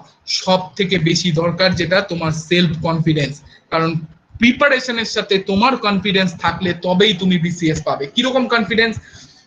2019-এর ইকোনমিক্সের paper, আমি একটা ছোট্ট উদাহরণ দিই। 2019-এ ইকোনমিক্স পেপারে আমরা সাধারণত 75 থেকে 80 ধরে পরীক্ষা দিতে যাই, এবং এটা আমরা পাবো, এটা ভাবি। 2019-এর ইকোনমিক্স পেপার প্রচন্ড কঠিন এসছে, এবার তখনই তোমাকে কোয়েশ্চেন দেখে অ্যানালাইসিস করে দিতে হবে, এটা কিন্তু 75 থেকে 80-র কোয়েশ্চেন না, এটাতে আমি যদি 60 থেকে 65 কোর্স করি পাই সেটাই আমার কাছে এনাফ, কারণ বাকিরা সেটাও পারবে না। এবার অনেকের এই কনফিডেন্স থাকে না, তারা ভাবে কি 80 তো পাচ্ছে সবাই, আমি সেখানে 60 থেকে 65টা অ্যান্সার করব। সেও কি করে 80টা অ্যান্সার করে এবং এন্ড আপ করে নেগেটিভ মার্ক হয়ে 48-এ। তুমি যখন কোনো প্রশ্নে 60 থেকে 65 পারছো, তাহলে তোমাকে এই কনফিডেন্স থাকতে হবে যে এটা 60 থেকে 65 পারার মতো, আমি পারছি না মানে ওয়েস্ট বেঙ্গলের কেউ পারছে না। তবে এই কনফিডেন্সটা কিন্তু না পড়ে আনা যাবে না, সম্পূর্ণভাবে প্রিপারেশন নেওয়ার সাথে সাথে এই কনফিডেন্সটা থাকতে হবে যে আমি পারছি না মানে কেউ পারছে না, কোনো চিন্তা নেই। দেখো, বিশ্বাস নিয়ে, এই সেলফ কনফিডেন্স নিয়ে তোমাদের একটা গল্প বলি। একজন একটা লোক ছিল, সাধু ছিল, ঠিক আছে, একটা গ্রামে। সেই সাধুটা তন্ত্র সাধনা করত এবং ওই পাশে গ্রামের সে নদীর পাশে করতো এবং নদীর এক পারে করতো, ওই পারে কোনো জনবসতি ছিল না, শুধু জঙ্গল, সেখানে শুধু সাধুটা থাকতো। আর অপোজিট পারে গ্রাম ছিল এবং সেই গ্রামের লোকেরা সাধুকে খুব মানতো এবং গ্রাম থেকে সাধুকে খাবার পাঠাতো একটা পরিবার, গ্রামের যেরকম মুরব্বি মোড়লের পরিবার আছে, সে সাধুটাকে খাবার পাঠাতো তাদের পরিবার। এবার নদী পার করে হেঁটে হেঁটেই, জল বেশি থাকে না, নদী পার করেই সাধুকে খাবার দিতে আসতো ওই বাড়ির বউ মেয়ে ছেলে যে হোক। তো একটা দিন প্রচুর বৃষ্টি শুরু হলো এবং বৃষ্টিতে জল খুব বেড়ে গেল এবং সেই বাড়ির মেয়েটা সেদিনকার খাবার দিতে গেল সাধুকে বিকেল বেলায়, পুরো কোমর জল, কোন রকমে ওপারে পৌঁছে সাধুকে খাবার দিল এবং বলল, সাধুজি যেভাবে বৃষ্টি হচ্ছে আরেকদিন যদি এইভাবেই বৃষ্টি চলে, তাহলে এবার কোমর জলে পার করে কালকে মাথার উপর জল হয়ে যাবে, তাহলে কিন্তু আমি খাবার দিতে আসতে পারবো না। সাধু ভাবলো, যদি ও খাবার দিতে না আসে তাহলে আমি খাবো কি। সাধু তখন বলল, মা কোনো চিন্তা করিস না, আমি তোকে একটা মন্ত্র বলে দিচ্ছি, তুই মন্ত্রটা পড়তে পড়তে নদীর পার করে চলে আসবি, তোর কিচ্ছু হবে না। তো মেয়েটা নাচতে নাচতে চলে গেল। পরের দিন প্রবল বৃষ্টি, নদীর জল হু হু করে বেড়ে গেছে, বানের মতো পরিস্থিতি। মা খাবার দিল কিন্তু মেয়েটাকে বলল, আজকে যাস না। কিন্তু মেয়েটা বলল, মা তুমি কোনো চিন্তা করো না, সাধুজি আমাকে মন্ত্র বলে দিয়েছে, আমার কিচ্ছু হবে না। মাও বললো, ও সাধুজি বলেছে, প্রচুর সবাই মানে, চলে যা, কোনো কিছু হবে না। মেয়েটা গেল এবং অত জল, তার উপর দিয়ে মন্ত্রটা বলতে বলতে অনায়াসে জলের উপর দিয়ে হেঁটে পার করে অপর পারে চলে আসলো এবং সাধুকে খাবারটা দিল এবং বলল যে, সাধুজি আপনি মহান, আপনি ভগবানের অপর রূপ, সত্যি আমার কিছু হলো না, এই জলেও আমি চলে এলাম। আবার মন্ত্রটা পড়তে পড়তে ও জলের উপর দিয়ে হেঁটে বাড়ি চলে গেল। সাধু গোটা ঘটনাটা দেখলো এবং সাধু ভাবলো যে সত্যি আমার মন্ত্র কাজ করেছে, মানে আমি সিদ্ধি লাভ করে গেছি, আমি তাহলে আলটিমেট পুরুষ। তখন সাধু ভাবলো, আমিও একবার ট্রাই করি। সাধু গেল, মন্ত্র পড়তে পড়তে জলে পা দিল, সঙ্গে সঙ্গে সাধু জলের তলায় তলিয়ে গেল এবং মারা গেল। সাধুর মধ্যে, মেয়েটার মনে কোন রকম প্রশ্ন ছিল না ওই মন্ত্রটা নিয়ে, তার উপর সাধুর উপর এবং সাধুর মন্ত্রের উপর তার অগাধ বিশ্বাস ছিল, তাই সে ওই কনফিডেন্স নিয়ে পার হতে পেরেছে। কিন্তু সাধু নিজের মন্ত্রের উপর নিজেরই কনফিডেন্স ছিল না, মেয়েটা পেরেছে দেখে সাধু নিজে মন্ত্রটা প্রয়োগ করতে গেছে। দেখো, মন্ত্র সেই একই, প্রিপারেশন কিন্তু একই, কিন্তু একজন বেরোলো একজন পারলো না, কারণ একজনের সেলফ বিলিভ ছিল, একজনের সেলফ বিলিভ ছিল না। চাকরি আমার হবে না, এত পড়া আমি পারবো কিনা, চাকরি তো পয়সা দিয়ে হয়, এই ভাবনাগুলো মাথা থেকে ছুঁড়ে ডাস্টবিনে ফেলে দাও এমিনেন্সে ভর্তির আগে। ক্যালেন্ডারে দিন একদিন আসবেই, তোমার দিনও আসবে, সেই দিন কিন্তু একবারই আসবে। ক্যালেন্ডারের ওই দিনটা যদি ঘুরে যায়, কোনো দিন ওই দিন আর ফিরে পাবে না। তাই সেই দিনটার জন্য তোমাকে কিন্তু ওয়েল ইকুইপড হয়ে থাকতে হবে, যেটা আমরা তোমাকে সম্পূর্ণভাবে করে রাখবো। মোটিভেশনাল স্টোরি নয়, এটা কিন্তু মোটিভেশনাল স্টোরি নয়, স্টোরিও পাবে, কন্টেন্টও পাবে, পড়াশোনাও পাবে, মক টেস্টও পাবে, সম্পূর্ণ প্রিপারেশন পাবে, সবকিছু এখানে পাবে। এইটাই হচ্ছে এমিনেন্স।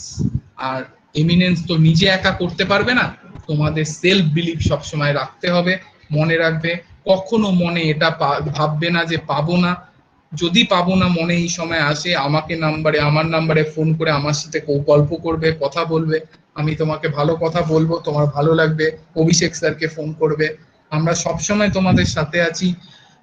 তোমরা কোনো এইটা ভেবোই না যে ক্লাস কমপ্লিট হবে কিনা, পিডিএফ সব পাবো কিনা, কারণ ওটা তোমাদের থেকে আমাদের হেডেক বেশি। কারণ এমিনেন্সের একটাই চলার পাথেও, সেটা হচ্ছে ছাত্রদের বিশ্বাস। এমিনেন্স এটাও বলে তোমরা যদি আমাদের পড়ানো তোমাদের ভালো না লাগে, আমি কালকেও ফেসবুক লাইভে এসে বলেছি 23খানা ক্লাস করো, 23টা ক্লাসের মধ্যে 15 দিনের মধ্যে তোমরা ভালো লাগেনি বললে গোটা টাকা তোমাদের রিফান্ড করে দেওয়া হবে। গোটা টাকা মানে আমরা তো হিউজ টাকা নিই না, 800 টাকা থাকবে, 800 টাকাই তোমাদের রিফান্ড করে দেওয়া হবে। আমাদের এই কনফিডেন্স আছে যে তুমি রিফান্ড চাইবে না, তোমাদের সব ক্লাসই ভালো লাগবে। তাও যদি ভালো না লাগে, লাগতেই পারে ভালো না, আমার ক্লাসও এই ক্লাসটাও তোমাদের ভালো নাই লাগতে পারে, তো সেক্ষেত্রে তোমরা কমপ্লিট রিফান্ড পাবে। এবার বলো তোমাদের কোনো প্রশ্ন আছে কিনা, বা কিছুর উত্তর আমাকে দিতে হবে কিনা। ইকোনমিক্স নিয়ে জেনারেল কোয়েশ্চেনের উত্তর কিন্তু অভিষেক দেবে, অভিষেক বা সৌমিক তাদেরকে করবে। ইকোনমিক্স এর কোনো কিছু কোয়েশ্চেন থাকলে আমাকে জিজ্ঞেস করো। স্যার অ্যাকচুয়ালি আমার গ্র্যাজুয়েশন কমপ্লিট 2022। ক্লাস টাইমিং আমি অনেকবার বলে দিয়েছি, রাত্রি 8টা থেকে, রাত্রি 8টা থেকে 10:30 11টা অবধি ক্লাস চলে। আমি কি কোর্সটা করতে পারি? হ্যাঁ করতে পারো, তুমি এখন থেকে প্রিপারেশন নাও, খুব ভালো লাগবে। সমীক স্যার ক্লাস নেবে না, তোমাদের সাথে কথা বলবে। স্যার আমার কোনো কোয়েশ্চেন নেই, ঠিক আছে। ক্লাস সবার যদি ক্লাস ক্লাস ইকোনমিক্স এর যে রূপরেখা সেটা সবাই বুঝতে পেরেছো তো? ক্লাস ঠিকঠাক লেগেছে তো?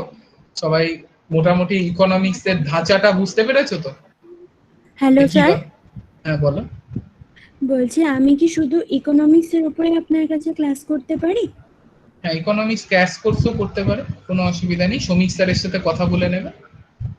আচ্ছা, সেটা ফিস কেমন হবে স্যার? আমি ওই সমীক স্যারকে পার্সোনালি, আচ্ছা ঠিক আছে স্যার। এখানে না, ওটা সমীক স্যারকে ফোন করে আচ্ছা পার্সোনালি। আচ্ছা আচ্ছা স্যার, ঠিক আছে। Thank you. ঠিক আছে তাহলে অভিষেক টেক হ্যালো, ওভার। আমি আছি। সন্ধ্যা। সমীক তাহলে টেক ওভার করে নে। আর ওই হ্যাঁ ইকোনমিক্স এর ক্র্যাশ কোর্স নিয়ে একজন বলেছিল, ওকে পার্সোনালি ওর সাথে কথা বলে নিস। হ্যাঁ হ্যাঁ, আমি কথা বলে নিচ্ছি। আচ্ছা, আমি বাকিদের যারা ক্লাসে আছো তাদেরকে বলছি যে তোমরা যে গ্রুপটাতে এখন আছো হোয়াটসঅ্যাপে, অ্যাডমিশন বলে যে গ্রুপটাতে আছো, ওই গ্রুপে একটা লিংক দিয়ে দেওয়া হবে যেখানে তোমরা আজকে দু ধরনের ক্লাস দেখতে পাবে। একটা হচ্ছে ওয়েবসাইটে একটা কমপ্লিট আচ্ছা ক্লাস থাকে রেকর্ডেড। সমীক, ওদের একটুখানি আজকের যে আমরা ইকোনমিক্স এর চ্যাপ্টার গুলো, আমাদের 19টা চ্যাপ্টারের যে পিডিএফ আছে, ওটা ওদেরকে একটু প্রোভাইড করে দিস। ঠিক আছে, তাহলে ওরা যারা যদি কেউ ভর্তি না হয় তারাও ওই অনুযায়ী পড়তে পারবে। একদম একদম, আমি গ্রুপে দিয়ে দেবো। আর ওই গ্রুপেই আমি একটা লিংক দেবো, যে লিংকে তোমরা দু ধরনের ভিডিও ক্লাস দেখে নিতে পারবে। একটা হচ্ছে ওয়েবসাইটে যে রেকর্ডেড ক্লাসগুলো সবসময় অ্যাভেলেবেল থাকে, যেগুলো তোমরা চালিয়ে সিলেবাসটা কমপ্লিট করতে পারো, ওই ধরনের ক্লাস দেওয়া থাকবে 2-3টে। আর একদম নিচের দিকে একটা ক্লাস দেওয়া থাকবে, 2-3টে ভিডিও দেওয়া থাকবে, যেগুলো হচ্ছে এই যে তোমরা আজকে যে লাইভ সেশনটা অ্যাটেন্ড করলে, এগুলো তো রেকর্ড করা হয় প্রত্যেকদিন, যেগুলো বলা হলো গ্রুপে দেওয়া হয়। তো সেই রকম অন্য গ্রুপের দুটো লাইভ সেশনের রেকর্ডেড ক্লাস ওই লিঙ্কটার মধ্যে দেওয়া থাকবে। তো তোমরা এখন প্রত্যেকে এই মিটিংটা থেকে লিভ করতে পারো। ওই হোয়াটসঅ্যাপ গ্রুপটাতে আমি এরপরে লিঙ্ক গুলো দিচ্ছি, বা ওই লিঙ্ক থেকে অ্যাডমিশনের প্রসিডিওর ইত্যাদিগুলো সম্পর্কে জানতে পারবে। বা আগামীকাল আবার সন্ধে 8টার দিকে তোমাদের ইংরেজির একটা ক্লাস থাকবে, যে ক্লাসটা তোমরা 8টার সময় ওই গ্রুপ থেকেই জয়েন করবে, আজকে যেভাবে জয়েন করেছিলে। আপাতত যেহেতু অন্য ক্লাস চলছে, সেহেতু এই মিটিংটা ক্লোজ করলাম। প্রত্যেকে এই মিটিংটা লিড করে যেও এবং হোয়াটসঅ্যাপ গ্রুপটা একটু ফলো করো। ওকে, ঠিক আছে সবাই, চলো, গুড নাইট।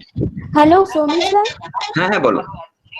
আমি ইকোনমিক্স এর ক্লাসের ব্যাপারে এখনই স্যারের সাথে কথা বলছিলাম। আমি ক্লাস কোর্সটা করতে চাই।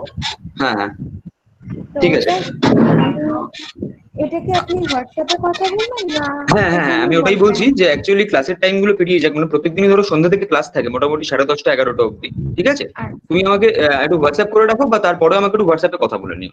ওকে, আচ্ছা আচ্ছা, ঠিক আছে স্যার। ঠিক আছে, ঠিক আছে।